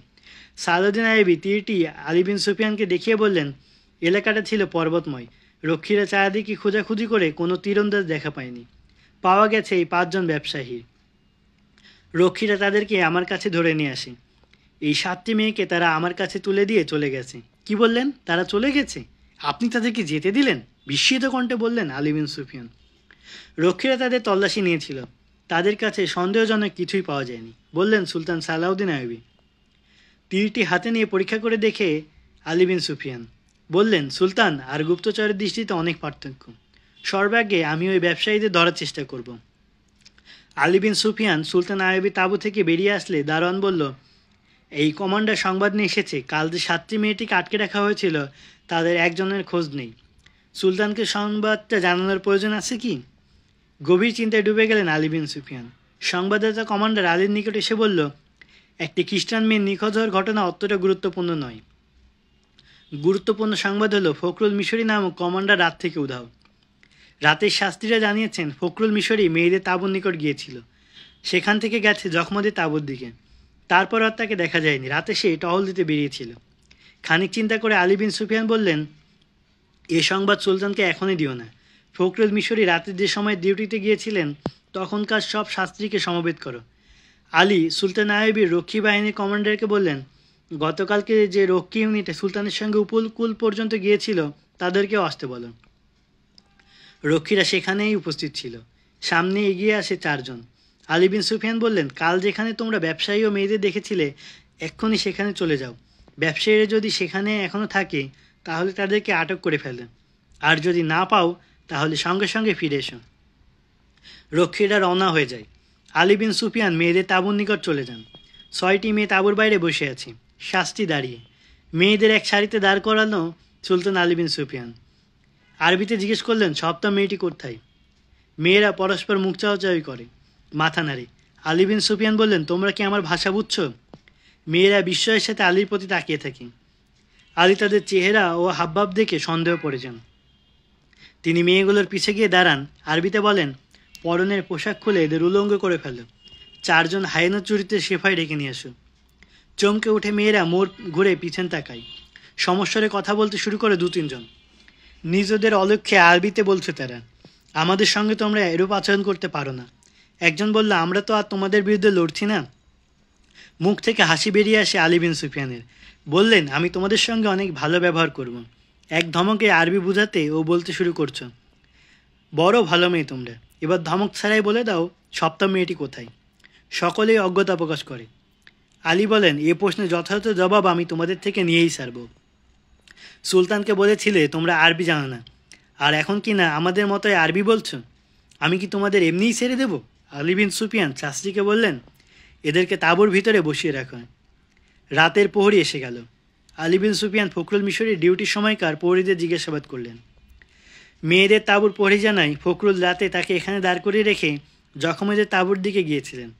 খানিক পর আমি তার কণ্ঠ শুনতে পাই, কে তুমি? নিচে নেমে আসো। আমি সেদিকে দৃষ্টিপাত করে অন্ধকারে কিছুই দেখলাম না। সম্মুখে মাটির টিলার উপর ছায়ার মতো কি যেন দেখলাম। পরক্ষণে ছায়াটি অদৃশ্য হয়ে গেল। তৎক্ষণাৎ আলী বিন সুফিয়ান ছুটে গেলেন সেদিকে। টিলাটি উপকূলের সন্নিকটে, বালুকাময় মাটি। একই স্থানে দুমাপে 2টি পায়ের ছাপ পাওয়া গেল। একটি সামরিক বুট পরিহিত পুরুষের, অপরটি ছোট জুতার ছাপ মেয়েলি বলে মনে হলো। মেয়েলি চিহ্নটি যেদিকে এসেছে আলী বিন সুফিয়ান ছুটে যান সেদিকে। এই চিহ্নটি তাকে নিয়ে যায় সেই তাঁবুর কাছে, যেখানে মুভি মিলিত হয়েছিল রবিনের সঙ্গে। আলী বিন সুফিয়ান তাঁবুর পর্দা তুলে ভেতরে ঢুকে যান। এক এক করে জখমি কয়েদিদের প্রতি দৃষ্টিপাত করেন আলী বিন সুফিয়ান। সকলের চেহারা পরিমাপ করেন তিনি। রবিন বসে আছেন। আলী বিন সুফিয়ানকে দেখা মাত্র কোকাতে শুরু করেছে। হঠাৎ ব্যথা উঠেছে যেন তার। আলী বিন সুফিয়ান কাঁধে ধরে দাঁড় করিয়ে তাঁবুর বাইরে নিয়ে যান তাকে। জিজ্ঞেস করেন, রাতে তোমার তাঁবুতে একটি কয়েদি মেয়ে এসেছিল, কেন এসেছিল? রবিন কোনো জবাব না দিয়ে আলীর প্রতি ফ্যালফ্যাল করে তাকিয়ে থাকে, যেন সে কিছুই বুঝছে না। আলী বিন সুফিয়ান ক্ষীণ কণ্ঠে জিজ্ঞেস করলো, তুমি কি আমার ভাষা বুঝো দোস্ত? আমি কিন্তু তোমার ভাষা বুঝি এবং বলতেও পারি। তোমাকেও আমার ভাষায় জবাব দিতে হবে। রবিন অপলক চোখে তাকিয়েই আছে আলীর প্রতি। আলী বিন সুফিয়ান শাস্ত্রীকে বললেন, একে তাঁবুর বাইরে রাখো। আলী বিন সুফিয়ান তাঁবুতে প্রবেশ করলেন। অন্যান্য কয়েদিদের তাদের ভাষায় জিজ্ঞেস করলেন, রাতে মেয়েটি এ তাঁবুতে কতক্ষণ ছিল? সত্য কথা বলে, অযথা নিজেদের কষ্টে ফেলো না। কথা বলছে না কেউ। ধমক দেন আলী বিন সুফিয়ান। এবার এক জখমি বলল, একটি মেয়ে রাতে তাঁবুতে এসেছিল এবং রবিনের শয্যায় বসে বা শুয়েছিল। এ লোকটি জ্বলন্ত জাহাজ থেকে সমুদ্রে ঝাঁপ দিয়েছিল। আগুন এবং পানি দুয়ের লীলাই দেখে এসেছে লোকটি। যত ভীত ততটা আহত নয়, তবে তৃতীয় আর কোনো বিপদে পড়তে প্রস্তুত নয় সে। সে জানায় রবিন ও আগত মেয়েটির মধ্যে কি কথাবার্তা হয়েছে তা তার জানা নেই। মেয়েটিকে তাও সে বলতে পারে না। রবিনের পথ কি তাও তার অজানা। সে জানায় ক্যাম্পে আসার পূর্বে পর্যন্ত লোকটি সম্পূর্ণ সুস্থ ছিল। এখানে আসার পরই সে এভাবে কোকাতে শুরু করে। এক প্রহরীর দিক নির্দেশনায় আলী বিন সুফিয়ান সেই 5 ব্যক্তিকে দেখার জন্য চলে যান, যারা বণিক বেশে কিছু দূরে তাঁবু ফেলে অবস্থান করছে। আলীর রক্ষীরা আলাদাভাবে এক স্থানে বসিয়ে রেখেছে তাদের। রক্ষীরা আলী বিন সুফিয়ানকে তথ্য প্রদান করে, কাল এদের নিকট 2টি উট ছিল, আজ আছে 1টি। বিচক্ষণ গোয়েন্দা প্রধান আলীর জন্য এতটুকু ইঙ্গিতই যথেষ্ট। অপর উটটি কোথায় গেল? বণিকদের কাছে তার সন্তোষজনক কোনো জবাব পাওয়া গেল না। অনুসন্ধানে নেমে পড়েন আলী বিন সুফিয়ান। উধাও হওয়া উটের পদচিহ্ন পেয়ে গেলেন তিনি। বণিকদের বললেন, তোমরা সাধারণ কোনো অপরাধী নয়। অন্যায় তোমাদের গুরুতর। তোমরা গোটা একটা সাম্রাজ্য ও তার সকল নাগরিকদের জন্য বিপজ্জনক। তাই তোমাদের প্রতি আমি এতটুকু সহানুভূতি প্রদর্শন করতে পারি না। বলো তো, তোমরা কি ব্যবসায়ী? হ্যাঁ, আমরা ব্যবসায়ী জনাব, আমরা নিরাপরাধ, মাথা নেড়ে জবাব দেয় সকলে। আলী বিন সুফিয়ান বললেন, তোমাদের সকলের হাতের উল্টো দিকটা একটু দেখাও দেখি। সকলে নিজ নিজ হাত উল্টো করে আলী বিন সুফিয়ানের সামনে এগিয়ে ধরে। আলী সকলের বা হাতের বৃদ্ধা ও তর্জনী আঙ্গুলের মাঝখানটা দেখে একজনের বাহু ধরে সামনে নিয়ে আসেন। বললেন, ধনুক তুনির কোথায় লুকিয়ে রেখেছিস বল। নিজেকে নির্দোষ প্রমাণ করার প্রাণপণ চেষ্টা করে লোকটি। আলী বিন সুফিয়ান সুলতান আইবির এক রক্ষীকে নিজের কাছে ডেকে এনে তার বাঁ হাতের উল্টো দিকটা লোকটাকে দেখান। আঙ্গুলের গোড়ায় উল্টো পিঠে একটি দাগ আছে, তেমন একটি দাগ আছে বণিক লোকটির আঙ্গুলের পিঠেও। আলী বিন সুফিয়ান তাকে রক্ষী সম্পর্কে বলেন, এই লোকটি সুলতান আইবির সেরা তীরন্দাজ। এর তীরন্দাজ হওয়ার প্রমাণ এই চিহ্ন। বণিক লোকটির আঙ্গুলের উল্টো পিঠে অস্পষ্ট ধরনের একটি চিহ্ন, যেন এই স্থানে বরাবর কোনো একটি বস্তুর ঘর্ষণ লেগেছে। এটি তীর ঘর্ষণের দাগ। তীর ধরা হয় ডান হাতে, ধনুক থাকে বাঁ হাতে। তীরের অগ্রভাগ থাকে আঙ্গুলের ওপর, আর তীর ধনুক থেকে বের হওয়ার সময় আঙুলের ঘর্ষণ লাগে। এমনই দাগ থাকে প্রত্যেক তীরন্দাজের হাতে। আলী বিন সুফিয়ান লোকটিকে বললেন, এই 5 জনের মধ্যে তুই শুধু তীরন্দাজ, বল তীর ধনুক কোথায় রেখেছিস। 5 জনই নীরব। আলী বিন সুফিয়ান 5 জনের একজনকে ধরে রক্ষীদের বললেন, একে ওই গাছটার সাথে বেঁধে রাখো। লোকটিকে একটি খেজুর গাছের সঙ্গে দাঁড় করিয়ে বেঁধে রাখা হলো। আলী বিন সুফিয়ান তার তীরন্দাজদের কানে কানে কী যেন বললেন। তীরন্দাজ কাঁধ থেকে ধনুক নামিয়ে তীর সংযোগ করে এবং গাছের সঙ্গে বাঁধা লোকটিকে লক্ষ্য করে তীর ছুঁড়ে। তীর গিয়ে বিদ্ধ হয় লোকটির ডান চোখে। ছটফট করতে শুরু করে লোকটি। আলী বিন সুফিয়ান অপর 4 জনকে উদ্দেশ্য করে বললেন, তোমাদের মধ্যে আর যে পুরুষের সন্তুষ্টি অর্জনের জন্য এভাবে ছটফট করে জীবন দিতে প্রস্তুত আছো, ওর দিকে তাকাও। লোকটির প্রতি চোখ তুলে তাকায় তারা। লোকটি ছটফট করে আর চিৎকার করছে, ফিনকি দিয়ে রক্ত ঝরছে তার তীরবিদ্ধ চোখ থেকে। আমি ওয়াদা দিচ্ছি তোমাদেরকে সসম্মানে সমুদ্রের ওপারে পৌঁছিয়ে দিব। বলো, অপর উটটিতে করে কে গেছে, কোথায় গেছে? বললেন আলী বিন সুফিয়ান, তোমাদের একজন কমান্ডার আমাদের একটি উট ছিনিয়ে নিয়ে গেছে। জবাব দেয় অপর একজন, আর একটি মেয়েকেও। বললেন আলী বিন সুফিয়ান। অল্পক্ষণের মধ্যেই আলী বিন সুফিয়ানের কৌশল লোকগুলো থেকে স্বীকারোক্তি আদায় করে নেয়। তারা কারা? কিন্তু তারা একটি মিথ্যা কথা বলে যে মেয়েটি রাতে তাঁবু থেকে পালিয়ে বলেছিল সুলতান আইবি রাতে তাকে তার তাঁবুতে রেখেছিলেন এবং তিনি নিজেও মদ পান করেন, মেয়েটিকেও পান করেন। মেয়েটি পালিয়ে ভীত সমস্ত অবস্থায় এখানে এসে আশ্রয় নিয়েছিল। তাকে ধাওয়া করার জন্য ফখরুল মিশরি নামক এক কমান্ডার আসেন এবং মেয়েটির বক্তব্য শুনে উঠের পিঠে বসিয়ে তাকে জোরপূর্বক নিয়ে যায়। মেয়েটি সুলতান আইবির নামে যে অপবাদ আরোপ করেছিল, আলী বিন সুফিয়ানকে তার সব শোনায়। আলী বিন সুফিয়ান মুস্কি এসে বললেন, তোমরা 5 জন প্রশিক্ষণপ্রাপ্ত সৈনিক ও তীরন্দাজ, আর একটি মানুষ কিনা তোমাদের একটি মেয়েকে ছিনিয়ে নিয়ে গেল এবং একটি উটও। অত্যন্ত নির্বোধ না হলে এই কথা বিশ্বাস করবে কেউ? লোকগুলোর নির্দেশনা মোতাবেক আলী বিন সুফিয়ান মাটিতে পুঁতে রাখা ধনুক ও তনির উদ্ধার করলেন। তাঁবুতে পাঠিয়ে দেন 4 জনকে। ছটফট করতে করতে মরে গেছে 5ম জন। উঠের পদচিহ্ন চোখে পড়েছে স্পষ্ট। 10 জন আরোহী ডেকে পাঠান আলী বিন সুফিয়ান। মুহূর্তের মধ্যে এসে পৌঁছে 10 আরোহী।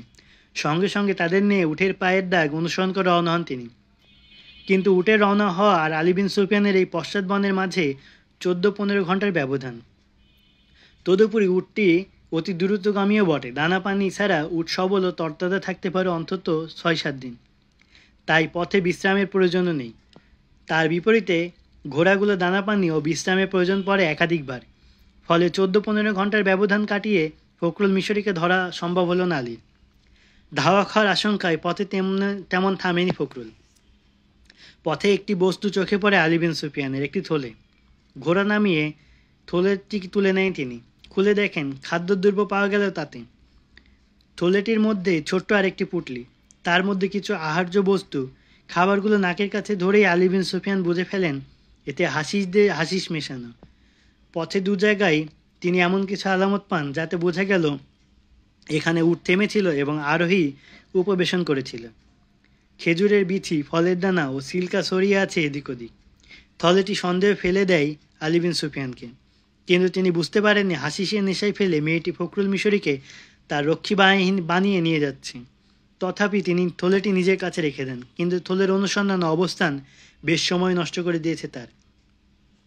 ফখরুল মিশরী ও মুভি গন্তব্য পৌঁছতে না পারলেও এবং পথে ধরে পড়ে গেলেও তেমন কোনো অসুবিধা ছিল না, কারণ ইতিমধ্যে নাজি ইদ্রোস ও তার কয়েকজন গুরুত্বপূর্ণ সহকর্মী সুলতান আইয়ুবের বিষের ক্রিয়ায় দুনিয়া ছেড়ে চলে গেছে।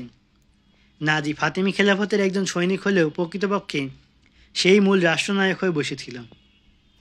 সে সুলতান সালাউদ্দিন আইয়ুবীকে একজন ব্যর্থ ও অথর্ব গভর্নর প্রমাণিত করার অপচেষ্টায় মেতে উঠেছিল। মুসলিম শাসকবর্গ নিজ নিজ হেরেমে বন্দী হয়ে পড়েছে সেই রূপসী মেয়েদের হাতে, যাদের কেউ খ্রিস্টান, কেউ ইহুদি, নাম তাদের ইসলামী। এদের সূক্ষ্ম ষড়যন্ত্রে ভোগবিলাসিতা আর যৌন সম্যোগে অখণ্ড নিমজ্জিত মুসলিম শাসকগণ। ইসলামে নিবেদিত ও দেশপ্রেমিক সুলতান আইয়ুবী এখন তাদের চোখের কাঁটা। সুলতান নুরউদ্দিন জঙ্কি যদি না থাকতেন, তাহলে ইতিহাসে সুলতান সালাউদ্দিন আইয়ুবী নামে কোনো ব্যক্তির নাম চিহ্নও খুঁজে পাওয়া যেত না। পৃথিবীর মানচিত্র থাকতো না এতগুলো ইসলামী রাষ্ট্রের অস্তিত্ব। সামান্য ইঙ্গিত পেলেই নুরউদ্দিন জঙ্কি সৈন্য প্রেরণ করতেন সুলতান সালাউদ্দিন আইয়ুবীর সাহায্যে। সুদানি সৈন্যদের আহ্বানে খ্রিস্টানরা যখন মিশর আক্রমণের জন্য রোম উপসাগরে ছড়িয়ে পড়ল, তখন সংবাদ পাওয়া মাত্র নুরউদ্দিন জঙ্কি এমন এক খ্রিস্টান দেশের সৈন্যদের উপর আক্রমণ করে বসেন, যারা মিশর আক্রমণের উদ্দেশ্যে এগিয়ে যাচ্ছিল। নুরউদ্দিন জঙ্কি নিজের সমস্যা অপেক্ষা সুলতান সালাউদ্দিন আইয়ুবীর সমস্যাকে অধিক প্রাধান্য দিতেন। কতিপয় বিশ্বাসঘাতক মুসলিম সেনানায়ক ও অসামরিক ব্যক্তি অনুভব করল মিশরে সুলতান সালাউদ্দিন আইয়ুবীর বিরুদ্ধে অস্থিরতা ও বিদ্রোহ দানা বেঁধে উঠছে। সেই বিদ্রোহের আগুনে হাওয়া দিতে শুরু করলো তারা। তার নেপথ্য থেকে সুদানি সৈন্যদের উত্তেজিত করতে শুরু করলো। তারা গুপ্তচর মারফত জানতে পারল সুদানি সৈন্যদের সালারদের গোপনে হত্যা করে গুম করে ফেলা হয়েছে। সুদানি বাহিনীর নিম্নপদস্থ কমান্ডাররা সালারের পদে অধিষ্ঠিত হয়েছে এবং সালাউদ্দিন আইয়ুবীর মিশরে অবস্থানরত স্বল্প সংখ্যক সৈন্যের উপর হামলা করার পরিকল্পনা আঁটছেন। সুলতান আইয়ুবীর আধা ফৌজ এবং রাজধানীতে সুলতানের অনুপস্থিতি থেকে ফায়দা হাসিল করতে যাচ্ছে তারা। সেই পরিকল্পনা আওতায় কালো মেঘের ন্যায় ইসলামের চন্দ্রকে ঢেকে ফেলতে যাচ্ছে 50,000 সুদানি। কায়রো পৌঁছে গেছেন আলী বিন সুফিয়ান। যাকে ধাওয়া করতে গেলেন তার কোনো সন্ধান পেলেন না। সুদানি হেডকোয়ার্টারে অবস্থানরত গোয়েন্দাদের তলব করলেন। তাদের একজন জানালো গত রাতে একটি উট এসেছিল। তার আরোহী ছিল 2 জন, একজন পুরুষ, একজন নারী। এখন তারা কোনো ভবনে অবস্থান করছেন, তাও অবহিত করে গোয়েন্দারা। আলী বিন সুফিয়ান ইচ্ছা করলে এখনই হানা দিয়ে তাদেরকে ধরে ফেলতে পারে, কিন্তু তিনি ভাবলেন বিষয়টি জ্বলন্ত আগুনে ঘৃতাহুতি হতে পারে, সমস্যা আরও বেড়ে যেতে পারে। শুধু মুভি আর ফখরুল মিশরীকে গ্রেপ্তার করায় আলী বিন সুফিয়ানের একমাত্র লক্ষ্য না। তার প্রধান লক্ষ্য সুদানি বাহিনীর প্রত্যয় ও ভবিষ্যৎ পরিকল্পনা সম্মুখে অবগতি লাভ করা, যাতে এই ষড়যন্ত্র প্রতিরোধ করা সহজ হয়। গোয়েন্দাদের প্রতি নতুন নির্দেশনা জারি করেন আলী বিন সুফিয়ান। বেশ কিছু মেয়েও আছে তার গোয়েন্দাদের মধ্যে। তারা খ্রিস্টান বা ইহুদি নয়, মুসলিম। বিভিন্ন পতিতালয় থেকে তুলে আনা হয়েছে তাদের। তাদের প্রতি আলী বিন সুফিয়ানের আস্থা আছে 16 আনা। তাদেরকে বলে দিলেন মুভিকে খুঁজে বের করতে হবে। 4 দিন হলো আলী বিন সুফিয়ান রাজধানীর বাইরে ঘুরে ফিরেছেন। সুদানি ফৌজের নেতৃত্বের চারপাশে ঘুরপাক খাচ্ছে তার কর্মতৎপরতা। আজ 5ম রাত। বাইরে খোলা আকাশের নিচে বসে 2 জন গোয়েন্দার নিকট থেকে রিপোর্ট নিচ্ছেন তিনি। আলী বিন সুফিয়ান কখন কোথায় থাকেন তা জানা থাকে তার লোকদের। দলের এক ব্যক্তি আরেক ব্যক্তি সঙ্গে করে তার নিকটে নিয়ে আসে। বলল, এ লোকটাকে জঙ্গল থেকে ধরে এনেছি। ঢুলু ঢুলু শরীরে লোকটা একবার পড়ছে, আবার 2 কদম সম্মুখে গিয়ে পুনরায় পড়ে যাচ্ছে দেখতে পেলাম। পরিচয় জানতে চাইলে বলল, আমাকে আমার বাহিনী পর্যন্ত পৌঁছে দাও। নাম তার ফখরুল মিশরী। লোকটি ভালো করে কথা বলতে পারছে না।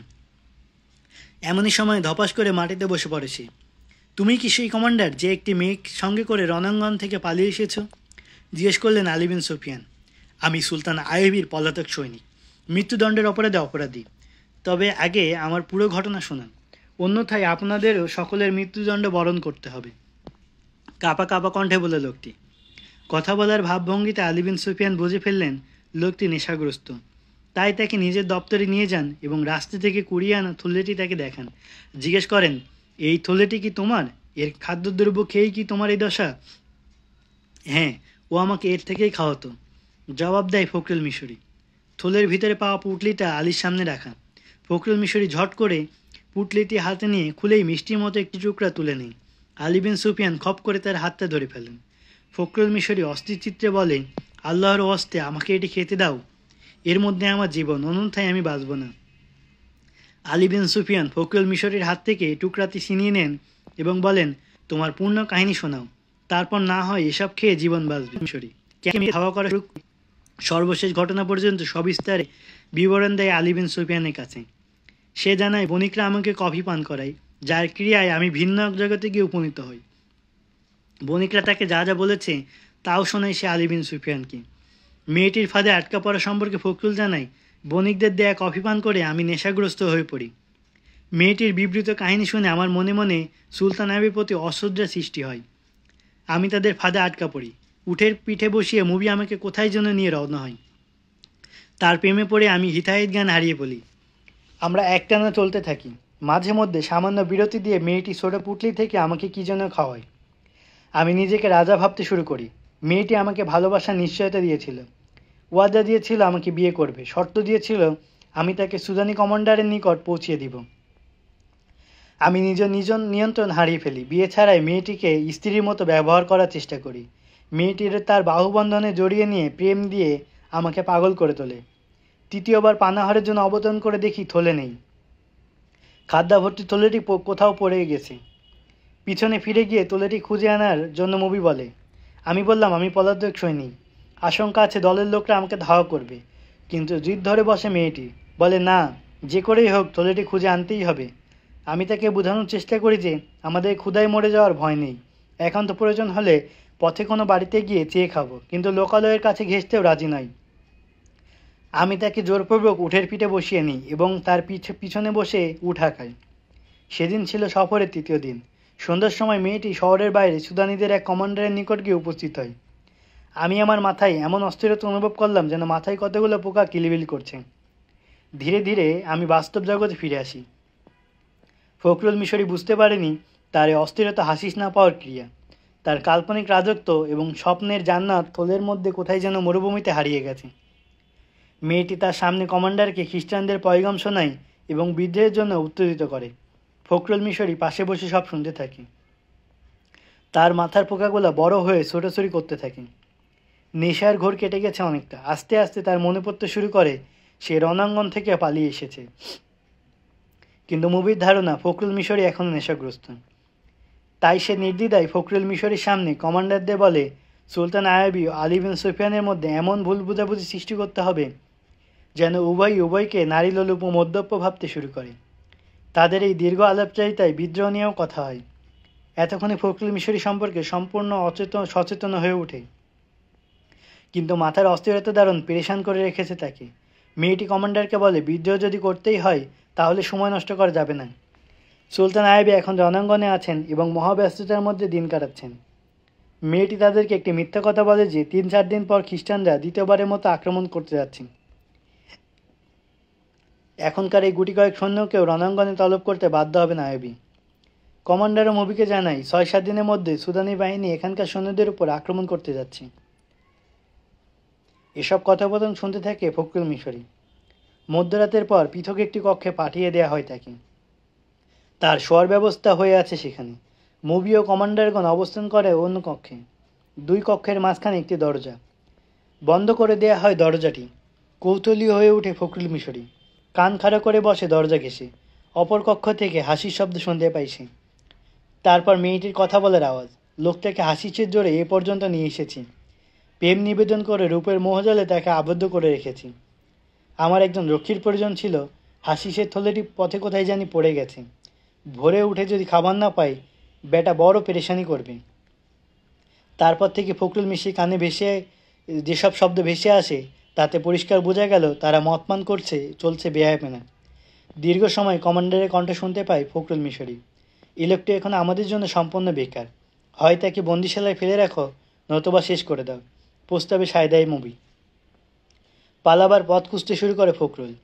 রাতের তখন প্রথম প্রহর। ফখরুল মিশরি কক্ষ থেকে বের হয়, পা টিপে টিপে বেরিয়ে পড়ে বাইরে।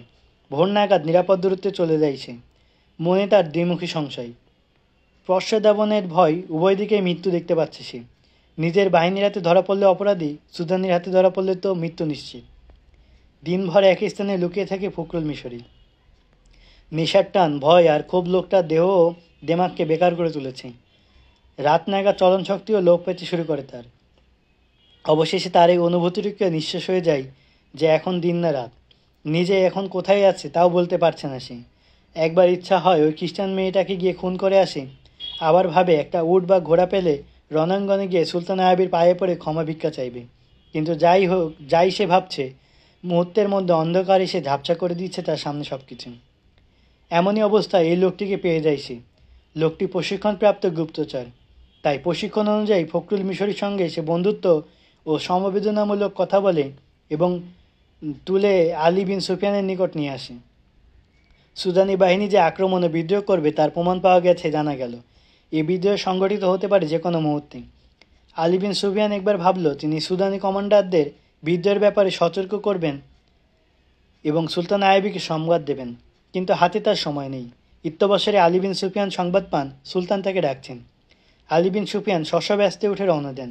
তার মনে আশঙ্কা, সুলতানকে ময়দানে রেখে এসেছি, এখন তিনি এখানে, কোনো অঘটন ঘটেনি তো?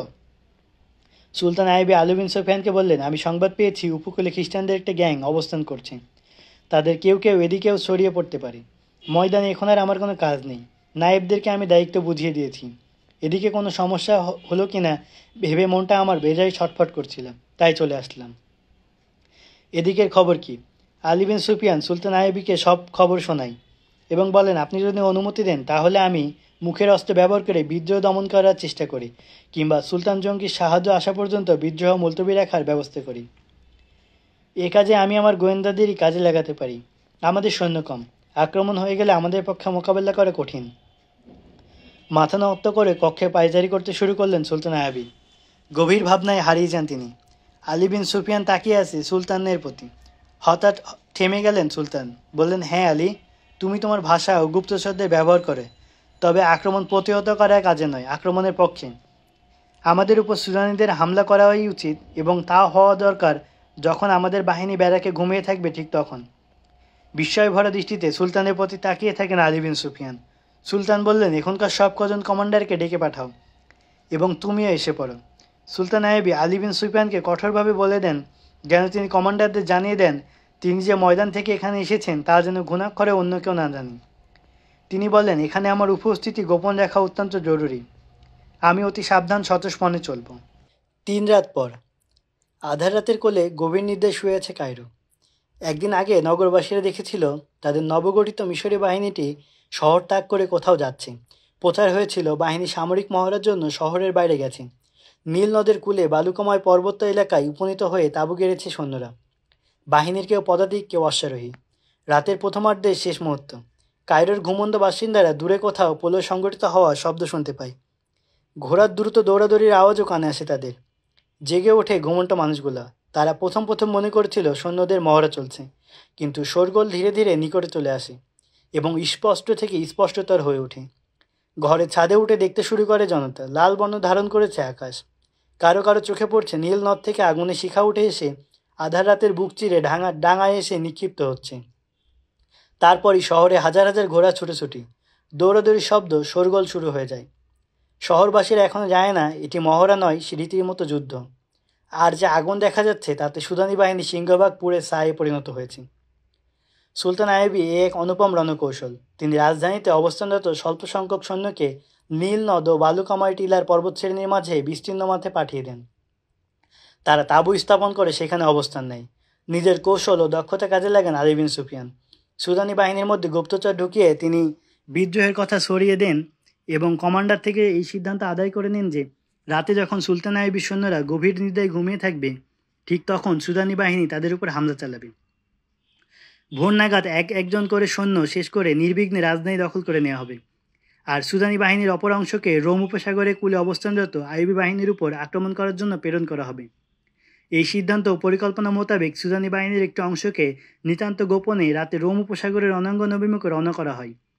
অপর অংশ নীল নদের কূলে অবস্থানরত সৈন্যবাহিনীর উপর ঝাঁপিয়ে পড়ে। এ বাহিনীটি সমুদ্রের স্রোতের ন্যায় 1 মাইল বিস্তৃত এলাকা জুড়ে তৈরি করা আইয়ুবী বাহিনী তাঁবুর উপর ঝাঁপিয়ে পড়ে এবং এই মুহূর্তের মধ্যে অতি দ্রুত সমগ্র এলাকায় ছড়িয়ে পড়ে। হঠাৎ তাঁবুগুলোর উপর আগুনের তীর ও তেল ভেজা কাপড় প্রজ্বলনমান গোলা বর্ষিত হতে শুরু করে। অগ্নিবর্ষণ করতে আরম্ভ করে নীল নদ। তাঁবুগুলোতে আগুন ধরে যায়। আকাশময় ছড়িয়ে পড়ে অগ্নিশিখা। সুদানি বাহিনী তাঁবুতে না পেলেও সুলতান আইয়ুবী বাহিনীর কোনো সৈন্য, না পেলেও একটি ঘোড়া ও একজন আরোহী। সম্পূর্ণ শূন্য সবগুলো তাঁবু। এগিয়ে আসলো না কেউ মোকাবেলার জন্য। আর হঠাৎ করে আগুন ছড়িয়ে পড়ে তাঁবু এলাকার সর্বত্র। দাউ দাউ করে জ্বলে ওঠে সমগ্র এলাকা। সুদানি বাহিনী জানাচ্ছিল না সুলতান আইয়ুবী রাতের প্রথম প্রহরে ছাউনিগুলো থেকে তার বাহিনীকে ছড়িয়ে নিয়ে বালুকাময় টিলা সময়ের পিছে লুকিয়ে রেখেছেন এবং তাঁবুগুলোতে শুকনো ঘাসের স্তূপ ভরে রেখেছেন। তাঁবুর উপরে এবং ভিতরে তেল ছিটিয়ে রেখেছেন। সুলতান আইয়ুবী কিস্তিগুলোকে ছোট মিনজানিক রেখে সন্ধ্যার পর যথাস্থানে পাঠিয়ে দিয়েছিলেন। সুদানি বাহিনী যেই মাত্র ছাউনি এলাকায় প্রবেশ করে অমনি সুলতান আইয়ুবের লুকিয়ে থাকা সৈন্যরা অগ্নিতীর এবং কিস্তিতে রাখা মিনজানিক দ্বারা আগুনের গোলা নিক্ষেপ করতে শুরু করে দেয়। তাঁবুগুলোতে আগুন ধরে গেলে শুকনো ঘাস আর তেল এলাকাটাকে জাহান নামে পরিণত করে। সুদানিদের ঘোড়াগুলো তাদের পদাতিক সৈন্যদের পিষতে শুরু করে। আগুনের বেষ্টনী থেকে বেরিয়ে আসা প্রায় অসম্ভব হয়ে পড়ে তাদের জন্য। হাজার হাজার সৈন্যর আত্মচিৎকারে আকাশ পাতাল কাঁপিয়ে তোলে। অন্ধকার রাতটাকে দিনে পরিণত করে প্রজ্বলিত আগুন। সুলতান আইয়ুবের মুষ্টিমেয় সৈন্য আগুনে প্রজ্বলমান সুদানিদের ঘিরে ফেলে। আগুন থেকে বেরিয়ে যেই পালাবার চেষ্টা করছে তীরবিদ্ধ হয়ে লুটিয়ে পড়ছে সে। ওদিকে সুদানিদের যে বাহিনীতে রণাঙ্গন অভিমুখে সুলতান আইয়ুবের বাহিনীর উপর আক্রমণ করার উদ্দেশ্যে এগিয়ে যাচ্ছিল তাদের ব্যাপারে উপযুক্ত ব্যবস্থা করে রেখেছেন সুলতান। সুলতানের কয়েকটি ক্ষুদ্র বাহিনী বিভিন্ন স্থানে ওত পেতে বসে আছে পূর্ব থেকেই। অগ্রসরমান সুদানি বাহিনীর পেছন ভাগে আক্রমণ চালিয়ে হুলস্থুলুস সৃষ্টি করে দেয় গোটা বাহিনীতে। এক আক্রমণে যতটুকু ক্ষতি সাধন করা সম্ভব ছিল তা করে তারা অন্ধকারে অদৃশ্য হয়ে যায়। বিপর্যস্ত সুদানি বাহিনী নিজেদের সামাল দিতে না দিতেই বাহিনীর পশ্চাৎভাগের ওপর আক্রমণ করে বসে আবারও। আক্রমণ চালিয়ে বিদ্যুৎ গতিতে অন্ধকারে হাওয়া হয়ে যায় তারাও। ভোর পর্যন্ত সুদানিদের এই বাহিনীটির ওপর হামলা হয় 3 বার। মনোবল হারিয়ে ফেলে সুদানি বাহিনী। মোকাবেলা করার সুযোগই পাচ্ছে না তারা। দিনের বেলা কমান্ডাররা বুঝিয়ে শুনিয়ে মন ঠিক করে সৈন্যদের, কিন্তু রাতে ফেরার পর গত রাতের ন্যায় একই দশা ঘটে তাদের। এবার অন্ধকারে তীরও বর্ষিত হয় তাদের উপর। অন্ধকারে ঘোড়া ছুটোছুটি শব্দ শুনতে পায় তারা, কিন্তু দেখতে পাচ্ছে না কিছুই। এই ঘোড়াগুলোই তাদের করুণ দশা ঘটিয়ে যাচ্ছে নেপথ্য থেকে। 3-4 জন ঐতিহাসিক, যাদের মধ্যে নীল পল ও উইলিয়াম অন্যতম, লিখেছেন রাতের বেলা বিপুল সংখ্যক শত্রু সেনার উপর গুটি কয়েক সৈন্যর কমান্ডো আক্রমণ ও চোখের পলকে উধাও হয়ে যাওয়া ছিল সুলতান আইয়ুবের এমনই এক রণকৌশল যা খ্রিস্টানদের বিপুল ক্ষতি সাধন করেছে। এভাবে দুশ্মনের অগ্রযাত্রাকে দারুণভাবে ব্যবহৃত করতেন সুলতান আইয়ুব। কৌশলের মার প্যাঁচে ফেলে তিনি শত্রু সেনাদের তারই নির্বাচিত স্থানে নিয়ে গিয়ে যুদ্ধ করতে বাধ্য করতেন। এই ঐতিহাসিকগণ সুলতান আইয়ুবের এই জানবাজ সৈন্যদের বীরত্ব ও বিদ্যুৎ গতির ভূয়সী প্রশংসা করেন। এ যুগের সমর বিশ্লেষকগণ স্বীকার করে থাকেন যে বর্তমান গেরিলা ও কমান্ডো অভিযানের আবিষ্কর্তা হলেন বীর মুসলিম যোদ্ধা সুলতান সালাউদ্দিন আইয়ুব। এ পদ্ধতিতে যুদ্ধ করেই তিনি শত্রুপক্ষের সব পরিকল্পনা নস্যাৎ করে দিতেন। এ কৌশল অবলম্বন করেই তিনি মাত্র 2 রাতে বার কয়েক কমান্ডো আক্রমণ চালিয়ে সুদানি সৈন্যদের যুদ্ধ করা মনোবল শেষ করে দিয়েছেন। সুদানিদের নেতৃত্বে বিচক্ষণ কোনো মেধা ছিল না। বিধ্বস্ত এই সৈন্যদের সামাল দিতে পারল না কমান্ডাররা। সুদানি সৈনিকদের বেশে আলী বিন সুফিয়ানের কিছু লোকও ছিল এ বাহিনীতে। তারা সংবাদ ছড়িয়ে দেয় আরব থেকে এমন একটি বাহিনী আসছে যারা সুদানিদের ঝাড়ে বংশে নির্মূল করে দেবে। সুদানি সৈন্যদের মধ্যে ভীরুতা ও পলায়ন প্রবণতা সৃষ্টি করার কাজে সফল হয় আলীর লোকেরা। শৃঙ্খলা হারিয়ে বিক্ষিপ্ত হয়ে যায় তারা। নীল নদের কূলে এই বাহিনীটির যে পরিণতি ঘটে তা নিতান্তই করুণ। আরব থেকে বাহিনী আগমনের সংবাদ গুজব ছিল না। সত্যি সত্যি একদিন এসে পৌঁছে নুরুদ্দিন জঙ্গির একটি দুর্ধর্ষ বাহিনী। সংখ্যায় তারা বেশি নয়, ঐতিহাসিকদের কারো মতে 2000 অশ্বারোহী ও 2000 পদাতিক, মোট 4000। কারো কারো মতে আরও কিছু বেশি। সে যাই হোক, এই বাহিনী সুলতান আইয়ুবের অনেক উপকারে এসেছে। সঙ্গে সঙ্গে বাহিনীটির নেতৃত্ব হাতে তুলে নেন সুলতান। সুলতান সালাউদ্দিন এই আরব বাহিনী এবং নিজের বাহিনীর যৌথ অভিযান চালিয়ে সুদানিদের একজন একজন করে খুন করে ফেলতে পারতেন, কিন্তু তা না করে তিনি কৌশল অবলম্বন করেন। সুদানি কমান্ডারদের গ্রেপ্তার করেন এবং তাদের বোঝানোর চেষ্টা করেন যে এখন আর তাদের চূড়ান্ত পতন ছাড়া কোনো পথ নেই। তবে আমি তোমাদের সমূলে বিনাশ করব না। সুলতানের শাস্তির ভয়ে ভীত হয়ে পড়েছিল কমান্ডাররা। সুলতান আইয়ুবী তাদের ক্ষমা করে দেন এবং শাস্তি দেওয়ার পরিবর্তে সুদানিদের বেঁচে যাওয়া সৈনিকদের কৃষিকর্মে পুনর্বাসিত করেন। তাদেরকে জমিদান করেন এবং চাষাবাদের জন্য সরকারি সহযোগিতা প্রদান করেন। তারপর তাদের অনুমতি প্রদান করেন, তোমরা কেউ সেনাবাহিনীতে ভর্তি হতে চাইলে হতে পারো। এমনই বুদ্ধিমত্তা ও বিচক্ষণতার সাথে সুদানিদের দমন করে সুলতান আইয়ুবী নুরুদ্দিন জঙ্গির প্রেরিত বাহিনী এবং নিজের বাহিনীকে একত্রিত করে অফাদা সুদানিদেরও তাদের সঙ্গে যুক্ত করে একটি সুশৃঙ্খল শক্তিশালী বাহিনীর রূপ প্রদান করেন এবং খ্রিস্টানদের উপর আক্রমণ করার পরিকল্পনা প্রস্তুত করতে শুরু করেন। আলী বিন সুফিয়ানকেও তার বিভাগকে পুনর্বিন্যাস করার নির্দেশ দেন। অন্যদিকে গুপ্তচরবৃত্তি ও নাশকতামূলক কর্মকাণ্ড আরও জোরদার করে চলছে খ্রিস্টানরা। গল্পবিলাস চ্যানেলে আপনারা শুনছিলেন এনায়েতুল্লাহ আলতামাশের ইমানদীপ্ত দাস্তান বইটির দ্বিতীয় পর্ব। বইটি কেমন লাগছে তা আমাদেরকে কমেন্ট করে জানান। আমাদের গল্প উপন্যাসের অডিও নিয়মিত শুনতে অবশ্যই আমাদের চ্যানেলে সাবস্ক্রাইব করুন। এছাড়াও আর কোন কোন গল্প উপন্যাস শুনতে চান সেটাও কমেন্ট করে জানান।